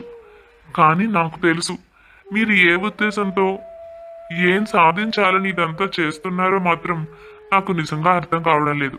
ఇది పూర్తిగా యాదృచ్ఛికమే అయి ఉండొచ్చు. కానీ నేను నా తమ్ముడిని బాధ పెట్టాలని అనుకోవడం లేదు. అలాగని చూస్తూ చూస్తూ కొన్ని నిర్ణయాలు అంత తేలిగ్గా తీసుకోలేను. నాకు కొంత సమయం ఇవ్వండి. కొన్నాళ్ళ తర్వాత ఎలాగూ మీరు వేణు పెళ్ళయ్యేదాకా ఎదురు చూడగలను అని చెప్పారు కదా, కాబట్టి అప్పటిదాకా నాతో ఈ ప్రస్తావన తీసుకురావద్దు. వేణుకు సంబంధాలు చూస్తున్నాం. కూడమి తర్వాత మంచి సంబంధం దొరికితే పెళ్లి చేసేస్తాం. ఈలోపు రాముకు కూడా ఉద్యోగం దొరకచ్చు. ఇదంతా అయిన తర్వాత మీ సంగతి ఆలోచిస్తాను. అప్పటిదాకా దయచేసి మళ్ళీ ఈ ప్రస్తావన తేకండి. ఇంతకు ముందు ఏం జరిగింది అన్నది నాకు తెలీదు. నా తమ్ముడిని అడిగి తనతో నేను మాట్లాడుతాను. ఇలా ఒక అర్థం లేని సమాధానం చెప్పి భూపతిని అప్పటికైతే పంపించేశాడు రాధాకృష్ణ. కానీ వెళుతూ వెళుతూ భూపతి ఒక మాట అని వెళ్ళాడు. మీరు నాకు ఒక మాట ఇస్తే బాగుంటుంది. ఎందుకంటే మా అమ్మాయికి పెళ్లి సంబంధాలు చూస్తున్నాం. ఆడపిల్ల పెళ్లి చేసిన తర్వాతనే అబ్బాయికి చేయాలి. మా అబ్బాయికి ఉద్యోగం వచ్చి 3 ఏళ్ళు అయింది. అయినా అమ్మాయి పెళ్లి కోసమనే ఆగాం. ఇప్పుడు వేణుకు సంబంధం కుదిరి తనకు పెళ్లి చేసి ఆ తర్వాత మళ్ళీ ఒకవేళ మీరు చేసుకోమంటేనో ఇంతకాలం నేను కాలం వృధా చేసినట్టే అవుతుంది. కాబట్టి మీరు తప్పక ఈ ఇంటి కోడల్ని చేసుకుంటారని మాట ఇవ్వండి. నేను సంతోషంగా ఎదురు చూస్తాను. అంతేకాని మీరు ఒప్పుకుంటారో లేదో తెలియకుండా వచ్చిన సంబంధాల్ని వదులుకోలేను. మీకు తెలియంది కాదు, నేనంటే చుట్టుపక్కల చాలా మంచి పేరుంది. ఎంతో మంది వారి అబ్బాయికి మా అమ్మాయిని ఇవ్వమని అడుగుతున్నారు. కానీ దాని మనసుకు ప్రాముఖ్యతనిచ్చి నేను మీ దగ్గరికే వచ్చాను. ఇప్పటిదాకా ఎవ్వరికీ నేను సమాధానం చెప్పింది లేదు. నాకు మీరు ఒక్క మాట ఇస్తే సంతోషంగా ఇక్కడి నుంచి వెళ్ళిపోతాను. రాధాకృష్ణ మాట ఇవ్వలేడు అన్న సంగతి భూపతికి కూడా తెలుసు. కావాలనే తమ్ముళ్ల ముందు రాధాకృష్ణను అవమానపరిచి తగ్గించాలి అన్న ఉద్దేశంతోనే భూపతి అలా చేశాడు. రాము చదువుకున్నవాడని, పట్నం వెళ్ళి అక్కడ విషయాలన్నీ తెలుసుకున్నవాడని, ఒక మంచి ఉద్యోగం వస్తే ప్రయోజకుడై బాగా సంపాదిస్తాడని రాముపై కాస్త మంచి అభిప్రాయమే ఉంది. అందుకే ఎట్నుంచి ఎటొచ్చినా రాముకిచ్చి పెళ్లి చేయడంలో తనకు నష్టమేం లేదు. కానీ ఈ విధంగా కుటుంబాల్లో చిచ్చు పెడితే రాధాకృష్ణ తమ్ముళ్ళ విడిపోతారు. ఆ తర్వాత రామును తన ఇంటికి ఇల్లరికం తీసుకువెళ్ళిపోవచ్చు. అటు కూతురు కోరుకున్నది చేసినట్టు అవుతుంది, ఇటు తన పంతము నెరవేరుతుంది. ఇలా ఆలోచించుకున్నాడు భూపతి. ఇటు రాధాకృష్ణ మనసులో కూడా ఒక ఉప్పెన చెలరేగుతోంది. వేణుకు అడిగింది స్థలం మాత్రమే. ఆ స్థలం తనిచ్చినంత మాత్రాన నష్టం పెద్దగా రాకపోవచ్చు. భూపతి ఏ విధంగానైనా వేణును ఇరికిస్తాడేమో అన్న భయంతోనే మొదట ఒప్పుకోలేదు. ఇక వేణు అన్న మాటలకు ఏ విధంగా ఇరికించినా ఏం చేసైనా మళ్ళీ వేణును బయటకు తీసుకురావచ్చు, వేణును కాపాడుకోవచ్చు అన్న ఒక ధీమాతోనే నీ ఇష్టమైనట్టు చేయి అని చెప్పేశాడు. కానీ ఇది అలా కాదు. వివాహం. భూపతి కూతురు కూడా అమాయకురాలు అయ్యుండొచ్చు. తను రామును నిజంగా ప్రేమించి ఉండొచ్చు. అలా అని వాళ్ళిద్దరికీ పెళ్లి చేయడానికి ఒప్పుకుంటే ఆ వంకన భూపతి ఇంటి లోపలికి బంధువుగానే వస్తాడు. ఈరోజు ఊరి పెద్దగా మాత్రమే ఉన్నాడు. ఇప్పుడు కాకపోతే నెమ్మదిగా కూతురి మనసులో ద్వేషం రేపచ్చు. ఆ అన్నదమ్ముల మధ్యలో కూడా చిచ్చు పెట్టచ్చు. తను ఉన్నా లేకపోయినా కనీసం తమ్ముళ్ళిద్దరూ ఐకమత్యంగా ఉండి ఒక తాటిపై నిలవాలన్నది రాధాకృష్ణ ఆశ. ఇటువంటి వ్యక్తితో ఇదంతా సాధ్యపడుతుందా? ఇప్పుడు ఒకవేళ పెళ్లి కాదంటే రాము ఏమనుకుంటాడు? ఖచ్చితంగా తను కావాలనే ఆపుతున్నాను అనుకుంటాడు. భూపతి చెప్పినట్టుగానే తన కుటుంబంలో పెద్ద మంటే చెలరేచాడు. చూసావా అన్నయ్య ఎలా చెప్పి తప్పించుకున్నాడు? నేను నీకు చెప్పలేదు? భూపతి గారంటే అన్నయ్యకు ఏమాత్రం మంచి అభిప్రాయం లేదు. ఇప్పుడు చివరికి నువ్వు ప్రాణంగా ప్రేమించావని తెలిసినా వెంటనే పెళ్లికి సరే అనలేకపోయాడు. ఒక మాట అడుగుతాను, నువ్వు ఆలోచించు. ఒక స్థలం ఇవ్వలేను అన్నాడంటే దానికి ఏదో ఒక కారణం ఉంటుందేమో అనుకోవచ్చు. కానీ నువ్వు ఇష్టపడ్డావని తెలిసాక కూడా, వాళ్ళ అమ్మాయితో పెళ్లికి భూపతి గారు వచ్చి అడిగాక కూడా అన్నయ్య ఎందుకంత ఆలోచిస్తున్నాడు? ఇప్పుడు నా పెళ్లి జరిగిన తర్వాత కానీ నీ గురించి ఆలోచించనని చెప్పేశాడు కదా. అలా ఎవరు మాత్రం ఆగుతారు? ఒక ఆడపిల్ల తండ్రిగా ఆయన చెప్పింది కూడా నిజమే కదా. అన్నయ్య ఎందుకు ఇలా ప్రవర్తిస్తున్నాడో తెలియడం లేదు. అయినా మన జీవితాలు, మన నిర్ణయాలు మనమే తీసుకోవడమే మంచిదనిపిస్తోంది. చిన్నప్పటి నుంచి పెద్ద చేశాడంటే మనకు ఊహ తెలియనప్పుడు మనని బాగా చూసుకున్నాడు అంతే. ఇంకా ఇప్పుడు మనకు అన్నీ తెలిసాక మన జీవితంలో నిర్ణయాలు, మనం ముఖ్యమైన విషయాలు అన్నీ మనమే చూసుకోవాలి. నాకు ఆశ్చర్యంగానే ఉందన్నయ్య. అసలు భూపతి గారు ఇలా వచ్చి అడుగుతారన్న విషయం నాకు సరళ 2 రోజుల ముందే చెప్పింది. ఆయన వచ్చే ముందే నేను అన్నయ్యకు విషయం అంతా చెప్దామనుకున్నాను, కానీ సమయమే కుదరలేదు. ఇప్పుడు ఆయన ద్వారానే తెలిసింది పూర్తిగా. ఆయన వెళ్ళిపోయాక కేవలం నిజంగానే నువ్వు ఇష్టపడ్డావా అని అడిగాడే తప్ప ఇంకొక మాట కూడా నన్ను అడగలేదు. నాతో ఎందుకు చెప్పలేదు అని కూడా అడగలేదు. మరి అన్నయ్య ఏం ఆలోచిస్తున్నాడో నాకు నిజంగా అర్థం కాలేదు. ఒకవేళ భూపతి గారితో ఏదైనా సమస్యలున్నా నా ప్రేమను కాదంటాడా?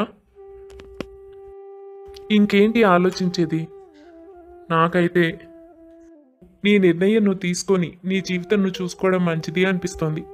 ఇప్పటిదాకా ఆ స్థలం గురించి కూడా నేను కూడా భూపతి గారికి ఏమీ చెప్పలేదు. ఇక నేను కూడా ఒక నిర్ణయానికి వచ్చి నా ఇష్ట ప్రకారం దాన్ని ఇవ్వడమే మంచిది అనిపిస్తోంది. ఇంతకాలం పెంచి పెద్ద చేసినందుకు అన్నయ్యకు రుణపడి ఉంటాం, కానీ మన జీవితాలనైతే త్యాగం చేయలేం కదా. ఇక కాదు కూడదు అంటే మన పంచాయతీ పెద్ద శివయ్య గారు ఉన్నారు కదా, ఆయనతో వెళ్ళి చెప్పుకుందాం. ఏదో ఒక పరిష్కారం చెప్పమని చెప్తాం. ఇక అంతగా అవసరం అనుకుంటే మన ఆస్తి వాటాలు కూడా అన్నయ్యకు భాగం ఇద్దాం. ఏంట్రా అలా అంటావు? అలాంటి గొడవలు ఎప్పుడు మన మధ్య ఉండకూడదనే కదా అన్నయ్య చెప్పింది. అది కాక ఆస్తి అంటావు. అన్నయ్య ఎప్పుడైనా ఆస్తి గురించి ఆలోచించాడా? తన ఆస్తి ఎప్పుడు ఇక్కడ లేదని చెప్పి ఎప్పుడు మనతో సమానంగా తను ఏది చేసుకోడు, అన్నీ మనకే కొనిపెడతాడు. అసలు తన ఆస్తి తను ఏం చేశాడో కూడా మనకు తెలియదు. నాన్న 3కి సమానంగా పంచాడు, కానీ తన ఆస్తి అంతా ఏమైంది? ఏ రోజు ఆ విషయాలు కూడా మనకు చెప్పలేదు. అయినా డబ్బును ఆశించే అన్నయ్య మనను పెంచి పెద్ద చేశాడంటావా?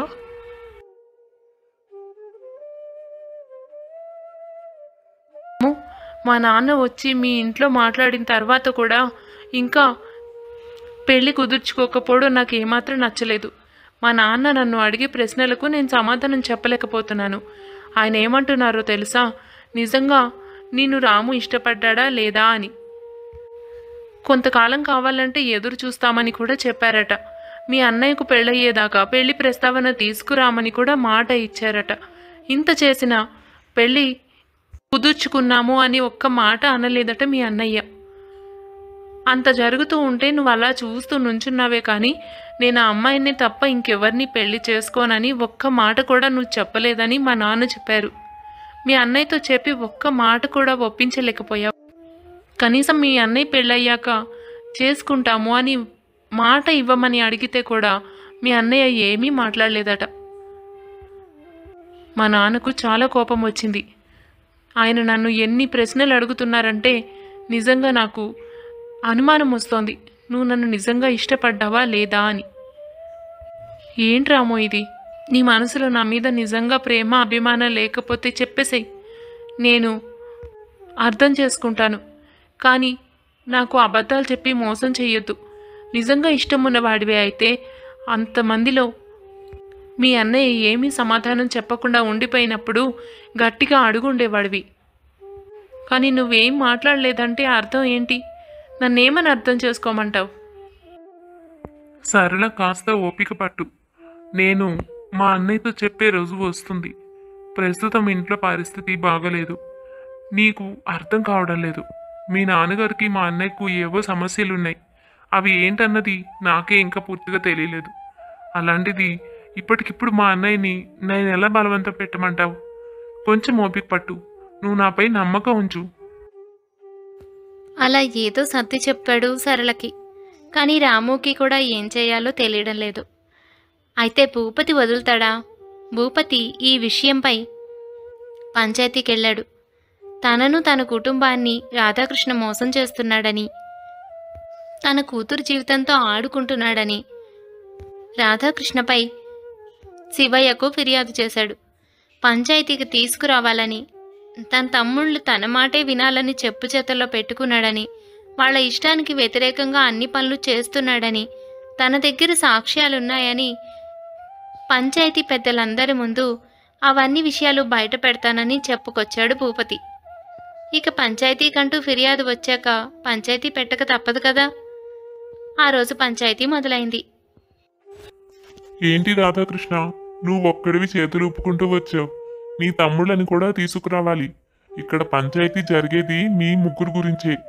నువ్వు మీ తమ్ముళ్ళని ఎలా చెప్పు చేతల్లో పెట్టుకున్నావో, వాళ్ళు అడిగిందల్లా కాదని వాళ్ళ మనసుని ఎలా దెబ్బ కొడుతున్నావో, పెద్దరికం చూపించి వాళ్ళ ఆశల్ని ఆశయాల్ని ఎలా చంపేస్తున్నావో నేను శివయ్య గారికి అర్థమయ్యేలా చెప్పాను. ఇదే విషయం మీ తమ్ముళ్ళు కూడా వచ్చి మాట్లాడితే అప్పుడు ఆయనకి పూర్తిగా అర్థమవుతుంది. వాళ్ళు ఎక్కడ నిజాలన్నీ బయట పెట్టేస్తారో అని భయపడి ఇంట్లోనే ఉంచి ఎవరికీ తెలియకుండా తాళం వేసి వచ్చావా ఏంటి? అలా చేయాల్సిన కర్మ నాకు పట్టలేదండి. నేను ఉదయాన్నే పొలంలో చూసుకోవడానికి వెళ్ళాను. అక్కడి నుంచి పంచాయతీకి కూడా వచ్చాను. శివయ్య గారు రమ్మన్నారని నిన్ననగా చెప్పాడు అంజయ్య. మాట ప్రకారం నేను వచ్చాను. నా తమ్ముళ్లకు కూడా కబురు పెట్టే ఉంటారుగా, వాళ్ళు కూడా వస్తారు. ఎదురు చూడండి. వాళ్ళు ఏం చెప్తారో అది చెప్పనియండి, నేను అడ్డుపడను. శివయ్య గారు, మీకేది న్యాయం అనిపిస్తే అదే చేయండి. ఇందులో నేను మాట్లాడడానికి ఏమీ లేదు. నా తమ్ముళ్ళ సాక్ష్యాన్నే మీరు సాక్ష్యంగా తీసుకోవచ్చు. నేను ఎటువంటి వాడినో, నేను ఏం చేశానో అది ఆ భగవంతుడికి తెలుసు. శివయ్యకు రాధాకృష్ణ గురించి బాగా తెలుసు. తను రాధాకృష్ణ బాధని అర్థం చేసుకున్నాడు. కానీ భూపతి ముందు తను ఏమీ మాట్లాడలేడు. ఊరి పెద్దగా, అక్కడ పంచాయతీ పెద్దగా, అక్కడ ఏవైతే సాక్ష్యాలు ఫిర్యాదులు ఉంటాయో వాటి బట్టే తను ప్రవర్తించాలి. అందుకే ఏమీ మాట్లాడలేక ఊరుకుండిపోయాడు శివయ్య. చాలాసేపు వారు ఎదురు చూడాల్సి వచ్చింది. కాసేపటికి రాము, వేణు రానే వచ్చారు. అమ్మయ్యా, ఇక రాధాకృష్ణ పని అయిపోయినట్టే. ఇద్దరు బాగా దెబ్బతిని ఉన్నారు కాబట్టి ఇక్కడ ఈ మాట ఎత్తగానే వాళ్ళ వాళ్ళ బాధల్ని మొహమాటం లేకుండా చెప్పేస్తారు. తర్వాత ఏం చెయ్యాలన్నది తర్వాత ఆలోచించుకుందాం. ఇందులో నాకొచ్చే నష్టమేం లేదు కదా. రాధాకృష్ణ అందరి ముందు తలంచుకోవాలి. తన తమ్ముడు తనను అసహించుకోవాలి. నాకు నా తమ్ముడికి ఎలా అయితే గొడవ పెట్టాడో ఇప్పుడు తను కూడా తన తమ్ముళ్ళ చేత అవమానించబడి ఒంటరిగా మిగిలిపోవాలి. అదే కదా నాకు కావాల్సింది. మీ అన్నయ్య మీద భూపతి గారు ఫిర్యాదు చేశారు. మీ ఇద్దరి ఇష్టాలని, మీ అన్న అయిన రాధాకృష్ణ తుంగలో తొక్కుతున్నారని, మీ ఆశలకు ఆశయాలకు అడ్డుపడుతున్నారని, ఏం అడిగినా వద్దని కాదని మిమ్మల్ని ఇబ్బంది పెడుతున్నారని, మీ సొంత జీవితం మిమ్మల్ని చేసుకోనియకుండా ప్రతి దానికి అభ్యంతరం వ్యక్తం చేస్తూ మీకు నరకం చూపిస్తున్నారన్నది భూపతి గారి వాదన. అదొకటే కాకుండా ఆయన కూతురు నిన్ను ప్రేమించిందని, మీ ఇద్దరికీ వివాహం చేయాలి అని అడిగితే మాట ఇవ్వకుండా రోజుల తరబడి ఏమీ చెప్పకుండా తనను అయోమయంలో పడేశారని భూపతి గారి వాదన. ఇందులో నిజాలెన్ని అబద్ధాలెన్ని? మిమ్మల్ని ఎవ్వరూ ఏమీ అనరు. భయపడకుండా ఉన్నది ఉన్నట్టు చెప్పండి. దాన్ని బట్టి మేము ఒక తీర్పిస్తాం. దానికి కట్టుబడి ఉండండి. భూపతి గారు చెప్పినవేవీ నిజాలు కాదండి, అన్నీ అబద్ధాలే. మేమే కష్టాలు పడడం లేదు. మా అన్నయ్య ఏం చేసినా మా మంచికి చేస్తాడు. ఈ విషయం మేము అర్థం చేసుకున్నా తనకు మా ఇష్టం ఏమిటో అర్థమయ్యేలా చెప్పలేకపోయాం అంతే. మా అన్నయ్యది ఏ తప్పు లేదు. తను మమ్మల్ని ఎప్పుడూ కంటికి రెప్పలా కాపాడుకుంటూ వచ్చాడు. మాకు ఏ నరకమూ చూపించడం లేదు.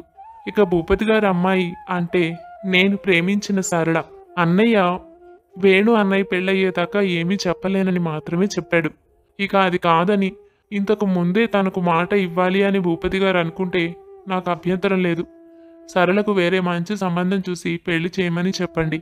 కానీ అన్నయ్య చెప్పేదానిని నేను వ్యతిరేకించాలని మాత్రం అనుకోవడం లేదు. తను మమ్మల్ని ఎప్పుడూ ఏ విషయంలోనూ కట్టడి చేయలేదు. మా ఇష్టానికే ప్రాముఖ్యతనిస్తూ వచ్చాడు. తను ఏం చెప్పినా మా మంచి కోరుకునే చెబుతాడని నేను పూర్తిగా నమ్ముతున్నాను. అందువల్ల అన్నయ్య మీద వచ్చిన ఫిర్యాదులని అబద్ధమని మా ఇద్దరి అభిప్రాయం. ఏంటయ్యా రాము అలా చెప్తున్నావు? నీ అన్నయ్య ఏమన్నా బెదిరించాడా పంచాయతీలో నిజాలు బయట పెట్టొద్దని? జరిగినవన్నీ ఇక్కడ బయట పెట్టు. నువ్వు నా కూతుర్ని ప్రాణంగా ప్రేమించావు. నేను మీ ఇద్దరి ప్రేమను ఒప్పుకుని పెళ్లి చేస్తా అన్నాను. అవునా కదా? ఎప్పటికైనా సరే నీ కోసం ఎదురు చూస్తాం, పెళ్లి చేసుకుంటాము అని మాట ఇస్తే చాలు అన్నాను. మరి మీ అన్నయ్య దానికి ఒప్పుకున్నాడా? అన్ని విషయాలు తెలిసి నీ ప్రేమను కాదంటున్నాడని కూడా తెలిసి అయినా మీ అన్నయ్యకే వత్తాసు పలుకుతున్నావు. ఏ ఇబ్బంది పెట్టట్లేదంటున్నావు. ఎందుకయ్యా అబద్ధాలు చెప్తున్నావు? మా అన్నయ్య మాట ఇవ్వకపోవడం నిజమే, కానీ కాదని నాకు ఇంకా చెప్పలేదు. అయినా ఆయన నిర్ణయం ఏదైనా నేను కట్టుబడి ఉండాలని అనుకుంటున్నానండి. మా అన్నయ్య చిన్నప్పటి నుంచి మమ్మల్ని ఎంతో కష్టపడి ఈ పరిస్థితికి తీసుకువచ్చాడు. ఆయన మాకు ఎప్పుడూ కీడు తలపెట్టడు. కారణాలు నాకు తెలియకపోవచ్చు. అంత మాత్రాన అన్నయ్యను అపార్థం చేసుకుని మమ్మల్ని బాధ పెడుతున్నాడని చెప్పడం మా జీవితంలో మేము దిద్దుకోలేని తప్పు చేసినట్లు అవుతుంది. మా అన్నయ్య మమ్మల్ని బెదిరించడం ఏమిటండి? ఏ కష్టం నష్టం ఉన్నా మేము చూసుకుంటాం. అందుకే మీరు ఎంతకాలం ఎదురు చూడాలి అన్న బాధ కూడా లేకుండా మీకు అంత తొందర అయితే సరళకు మరో పెళ్లి చేయమని కూడా చెప్పాను. నిర్ణయం మీది, అందులో నేను జోక్యం చేసుకోను. కానీ మా అన్నయ్యను మాత్రం ఈ విషయంలో వదిలేయండి. తనని బాధ పెట్టడం మేము ఎప్పటికీ చెయ్యలేము. ఇప్పుడు కాదు కదా, ఎప్పుడు మా అన్నయ్య ఇలా మమ్మల్ని బెదిరించి అబద్ధాలు చెప్పమని చెప్పడు. ఇది మేము మనస్ఫూర్తిగా చెబుతున్న మాట. విన్నారు కదా భూపతి గారు, ఇక మనం మరీ ఒత్తిడి చేసి మాట్లాడడం మంచిది కాదు. మీరు చెబుతున్న వాళ్లే వాళ్లకు ఏ సమస్య లేదు అన్నారు. ఇక మీ కూతురు విషయం కూడా నిర్ణయాన్ని మీకే వదిలేశారు. ఇందులో మాట్లాడడానికి ఏమీ లేదనుకుంటాను. రాధాకృష్ణ గారు, మీరు మీ తమ్ముళ్ళు వెళ్ళిపోవచ్చు. ఎప్పుడు ఏ సమస్య వచ్చినా మమ్మల్ని తప్పకుండా సంప్రదించండి. అందులో ఎటువంటి సందేహం లేదు. శివయ్య చాలా సంతోషించాడు. ఎందుకంటే తనకు తెలుసు రాధాకృష్ణ ఎంత కష్టపడి తమ్ముళ్ళిద్దరినీ పెంచి పెద్ద చేసి ఈ పరిస్థితికి తీసుకువచ్చాడో. నిజంగా ఆ ధర్మమే తనను కాపాడింది అనుకున్నాడు. కానీ భూపతి ఇది ఊహించనే లేదు. అసలు రాము వేణు ఎందుకు అలా చెప్పారో, రాధాకృష్ణకు ఎందుకంత అండగా నిలబడ్డారో భూపతికి అర్థం కాలేదు. కానీ అందరి ముందు ఎదురుకుండా వాళ్ళిద్దరూ సాక్ష్యం చెప్పి అన్నను కూడా తీసుకుని ఏమీ ఎరుగనట్టు వెళ్ళిపోయారు. తను రాధాకృష్ణని అందరి ముందు తలొంచుకునేలా చేయాలని, అన్నదమ్ముల మధ్య గొడవలు పెట్టాలని, రాధాకృష్ణ ఓడిపోతే చూడాలని చాలా ఆశపడ్డాడు. కానీ తమ్ముళ్ళు అది జరగనివ్వలేదు. ఒక విధంగా బాధ, మరొక విధంగా కోపం భూపతిని చుట్టుముట్టేశాయి. నేను మీ ఇద్దరు అడిగిన వాటిని కాదన్నాను. ఏ సమాధానం చెప్పకుండా మీ ఇష్టాన్ని ఒప్పుకోకుండా మిమ్మల్ని బాధ పెట్టాను. మీరు పంచాయతీలో ఆ విషయాలేవి చెప్పకుండా ఎందుకు? నేను మీకోసమే ఆలోచిస్తానని, కావాలంటే నీ ప్రేమను కూడా వదులుకుంటానని చెప్పావు. నేను సరళ విషయంలో నీతో ఇంకా ఏమీ చెప్పలేదు కదా రాము. ఎందుకు అలా చెప్పావు? కేవలం నన్ను కాపాడడం కోసమేనా? కాపాడడం అని మేము అనుకోవడం లేదన్నయ్య. మాకు బాధ ఉంది. నువ్వెందుకు చేస్తున్నావు అన్న విషయం మా ఇద్దరికీ అర్థం అవడం లేదు. కానీ నువ్వు మా కోసం చేసిన త్యాగం, నీ జీవితంలో నువ్వు పడ్డ కష్టాలు, ఇవన్నీ మాకు అంతో ఇంతో తెలుసు. మాకు తెలియనివి ఇంకా చాలా ఉండుండొచ్చు. చివరి క్షణం వరకు మేము పంచాయతీలో ఉన్నట్టు మా మనసుకు అనిపించినట్టుగా అనాలని అనుకున్నాం. కానీ మా ఇద్దరికీ అనిపించింది ఎట్టి పరిస్థితుల్లోనూ నిన్ను అందరి ముందు దోషిని చేయకూడదు అనుకున్నాం. మేము నష్టపోయినా పర్వాలేదు, కానీ నువ్వు ఎవ్వరి ముందు తలొంచుకోకూడదు అనుకున్నాం. ఎప్పుడూ నీకు అండగా నిలబడాల్సిన బాధ్యత మాది అనుకున్నాం. అందుకే అలా చెప్పాం. నువ్వు మాకు అర్థం కాకపోయినా నువ్వు చాలా ఉత్తముడివి, ఎంతో మంచివాడివి అన్నయ్య. నిన్ను కష్టపెట్టడం మహాపాపం అవుతుంది. ఏం జరిగినా సరే, మాకు ఎంత బాధ కలిగినా సరే, నువ్వు మమ్మల్ని ఎలా పెంచావో గుర్తు చేసుకుంటే మేము అలా ఎప్పటికీ మాట్లాడలేం. మా ఇద్దరికి పంచాయతీకి వస్తుండగా దారిలో అవే గుర్తొచ్చాయి. అందుకే ఎట్టి పరిస్థితుల్లోనూ నిన్ను బాధ పెట్టకూడదు, అదొకటే మా జీవిత ధ్యేయం అనుకున్నాం. అందుకే అలా చెప్పాం. ఇప్పుడు కూడా నిన్ను ఏ విషయాల గురించి ఇబ్బంది పెట్టాం. నువ్వు ఎలా అనుకుంటే అలాగే చెప్పు. నిన్ను కష్టపెట్టడం మా ఉద్దేశం కాదన్నయ్యా. మా ఇష్టాన్ని నీకు చెప్పాలని మాత్రమే అనుకున్నాం, అంతే. రాము అలా చెప్తుంటే ఎంతో సంతోషమైంది రాధాకృష్ణకు. ఇదంతా పక్క నుంచి వింటున్నది మేనత్త. రాధాకృష్ణ తమ్ముళ్ళు మాట్లాడుకున్న తర్వాత మేనత్త వాళ్ళ దగ్గరకు వెళ్ళింది. చిన్నవాళ్ళైనా మీ మనసు ఎంతో కష్టపడినా, ముఖ్యంగా రాము నువ్వు మీ అన్నయ్య గౌరవాన్ని అందరిలోనూ కాపాడి చాలా మంచి పని చేసావు. ఉన్నతంగా ఆలోచించావు. నీ మనసు చంపుకునైనా వాడిని బాధ పెట్టకూడదు అనుకున్నావు. నిజంగా ఎంతో సంతోషంగా ఉందిరా. ఇటువంటి విలువలే మనిషి జీవితంలో చాలా ముఖ్యం. మీకు ఒక చిన్న విషయం అడుగుతాను. ఇప్పటిదాకా మీరు ఆలోచించనిది, మీకు తెలియనిది మీ అన్నయ్య మీకు చెప్పడం వలన మీరు ఇంకా నొచ్చుకుంటారు అని అనుకున్నది అడగనా? మీ అన్నయ్య పెళ్లి చేసుకున్నాడా, చేసుకోలేదా? చేసుకుంటే వదిన ఎక్కడ ఉంది? పెళ్లి చేసుకోకపోతే ఎందుకు చేసుకోలేదు? ఇలాంటి సందేహాలు మీకు వచ్చే ఉంటాయి. ఎన్నోసార్లు మీరు అడిగితే రాధా మాట దాటేసి ఉండొచ్చు. ఇప్పుడు నేను వాటికి సమాధానం చెప్పనా? రాధాకృష్ణకు వివాహం జరిగింది మీ నాన్నగారు బ్రతికి ఉన్నగానే. అంతేకాదు, ఒక అబ్బాయి కూడా. మీ నాన్న చనిపోయినప్పుడు వాడు చాలా చంటి పిల్లాడు. తండ్రి చనిపోయిన వెంటనే ఊహ తెలియకుండా చిన్న పిల్లలుగా ఉన్న మిమ్మల్ని తండ్రికి ఇచ్చిన మాట ప్రకారం, తన బాధ్యత ప్రకారం ఇంటికి తీసుకువచ్చాడు రాధాకృష్ణ. ఇంటికి రావడంతోనే 10 రోజులు గడవకుండానే మీ వదిన, ఇలా అయితే నేను ఈ ఇంట్లో బ్రతకలేను, మీకు మీ తమ్ముళ్ళకి చాకరీ చేయడానికే నా జీవితం అన్నట్లయిపోయింది. ఆ చిన్నపిల్లలిద్దరినీ నేనెక్కడ చూసుకోగలను? నాకు పుట్టిన కొడుకునైతే నేను చూసుకుంటాను, మీ తమ్ముళ్ళను కూడా చూసుకునే బాధ్యత నా మీద పడితే నేనేం చేయాలి? అయినా ఈ ఆస్తంతా వాళ్లకు ధారాదత్తం చేస్తూ ఉంటే మనకేం మిగులుతుంది? ₹1 కూడా ఉండదు. మీరా నేను చెప్పిన మాట వినరు. ఆస్తంతా నా కొడుకు పేరు రాసేసి అప్పుడు వాళ్ళిద్దరిని ఏదో ఒక అనాథాశ్రమంలోనో ఎక్కడో అక్కడ చేర్చేయండి. అప్పుడు ఎవరికీ ఏ ఇబ్బంది ఉండదు. ఈ విషయం నేను ఎన్నిసార్లు అడుగుంటాను? నువ్వు ఎన్నిసార్లు అడిగావో అన్నిసార్లు నేను నీకు సమాధానం చెప్పానుగా. నా తమ్ముళ్ళని కొడుకుతో సమానంగా చూసుకుంటానని నాన్నకి మాటిచ్చాను. అది నా బాధ్యత కూడా. అలాంటిది ఎవరూ లేని వాళ్ళల్లా వాళ్ళని ఎక్కడో ఆశ్రమంలో చేర్చమంటున్నావు. అది ఎలా సాధ్యమవుతుంది? అయినా ఒక 2-3 ఏళ్ళు 2-3 ఏళ్ళు అయిందంటే వాళ్ళు పెద్దవాళ్ళు అవుతారు. వాళ్ళ పనులు వాళ్ళే చేసుకోగలుగుతారు. అంతేకాదు, పెద్దయ్యాక చేదోడు వాదోడుగా కూడా ఉంటారు. ఒక 4 ఏళ్ళు పడే కష్టం కోసం నువ్వు వాళ్ళని పరాయి మనుషులుగా చూస్తానంటున్నావు. ఎంతవరకు న్యాయం? మన కొడుకు ఎలాగో తమ్ముళ్ళు కూడా అలాగే చూసుకోవాలి.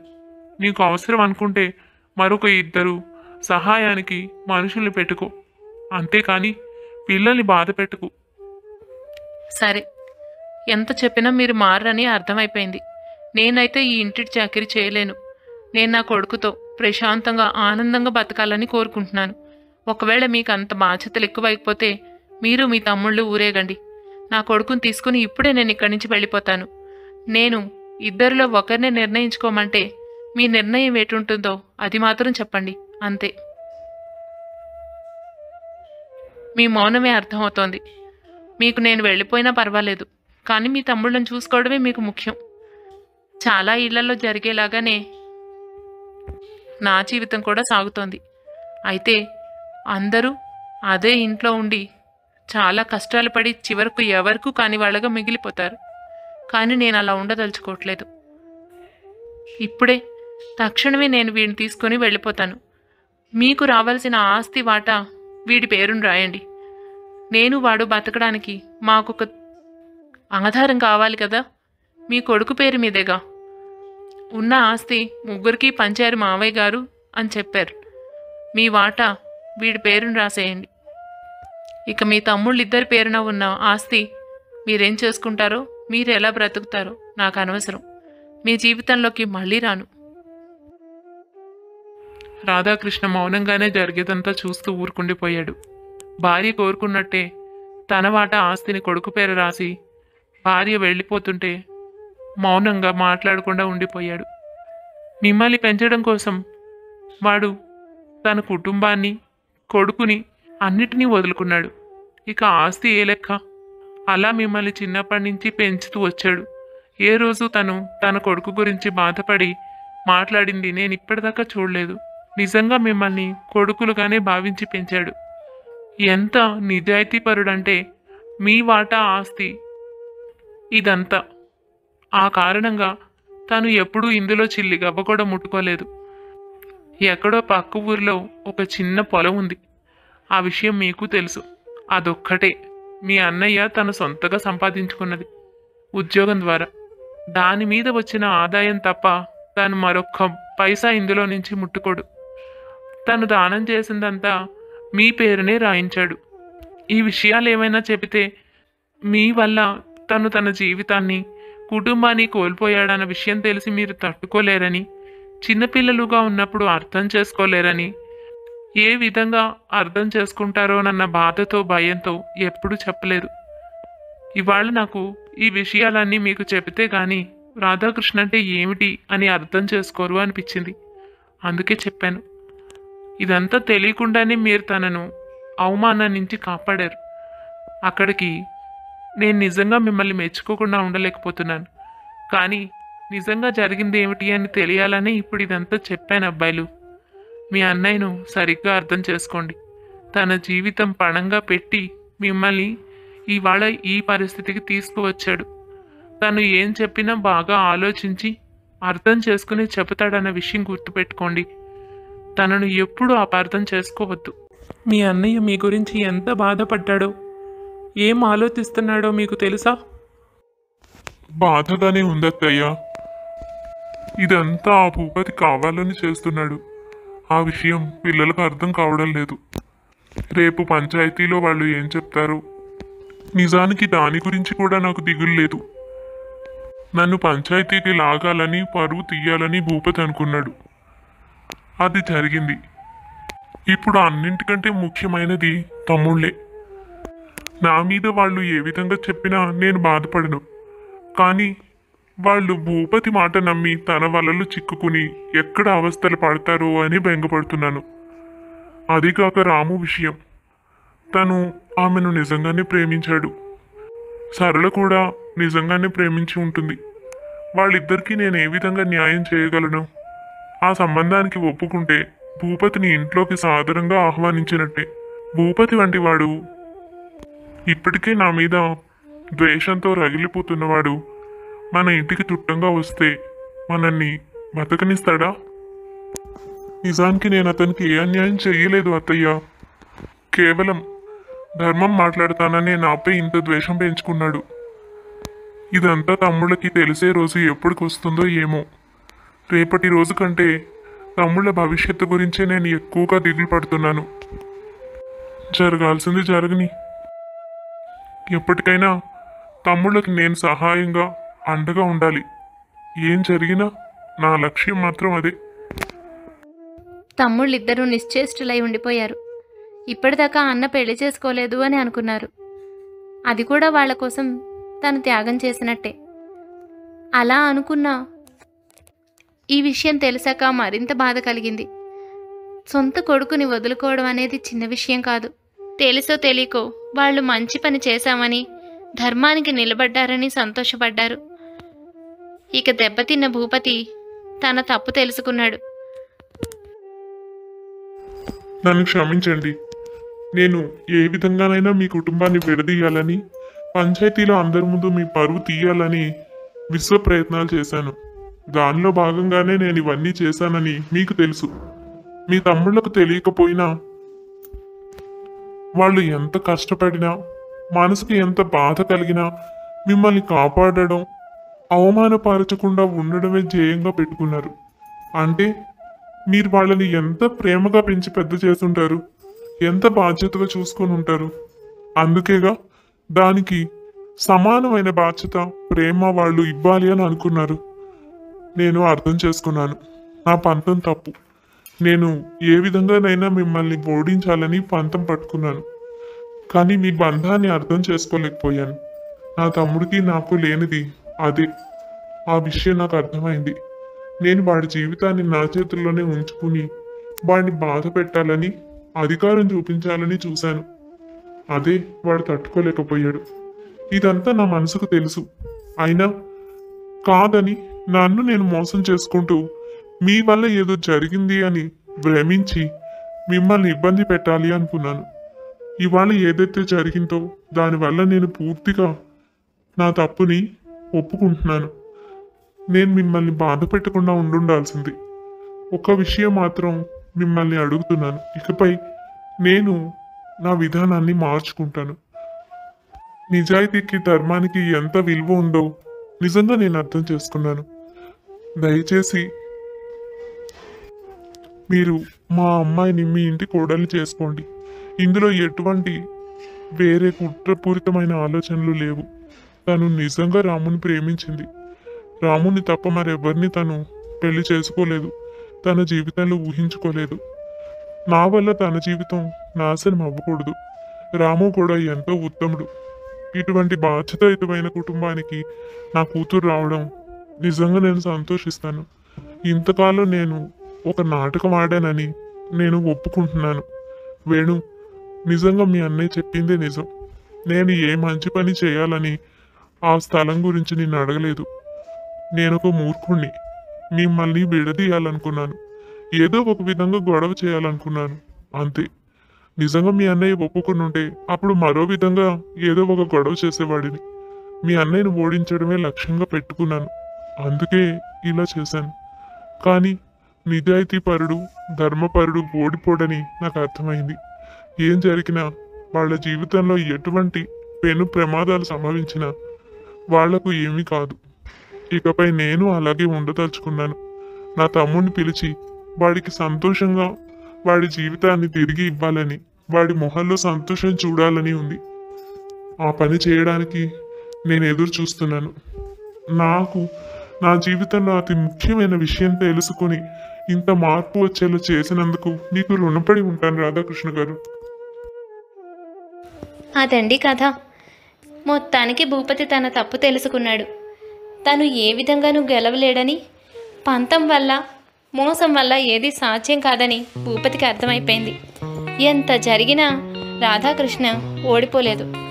నిజం, ధర్మం, న్యాయం ఎప్పటికీ ఓడిపోవు. కానీ ఓడిపోతాయేమో అన్న భ్రమని కల్పిస్తాయి. చివరిదాకా ఎదురు చూసిన వాళ్లకు ఎప్పటికీ ఓటమి ఉండదు. కథ నచ్చిందా? అయితే తప్పకుండా లైక్ చేసేయండి. మరింకెన్నో మంచి మంచి కథల కోసం మా ఛానల్ని సబ్స్క్రైబ్ చేసుకోండి. మరొక మంచి కథతో మళ్ళీ కలుద్దాం.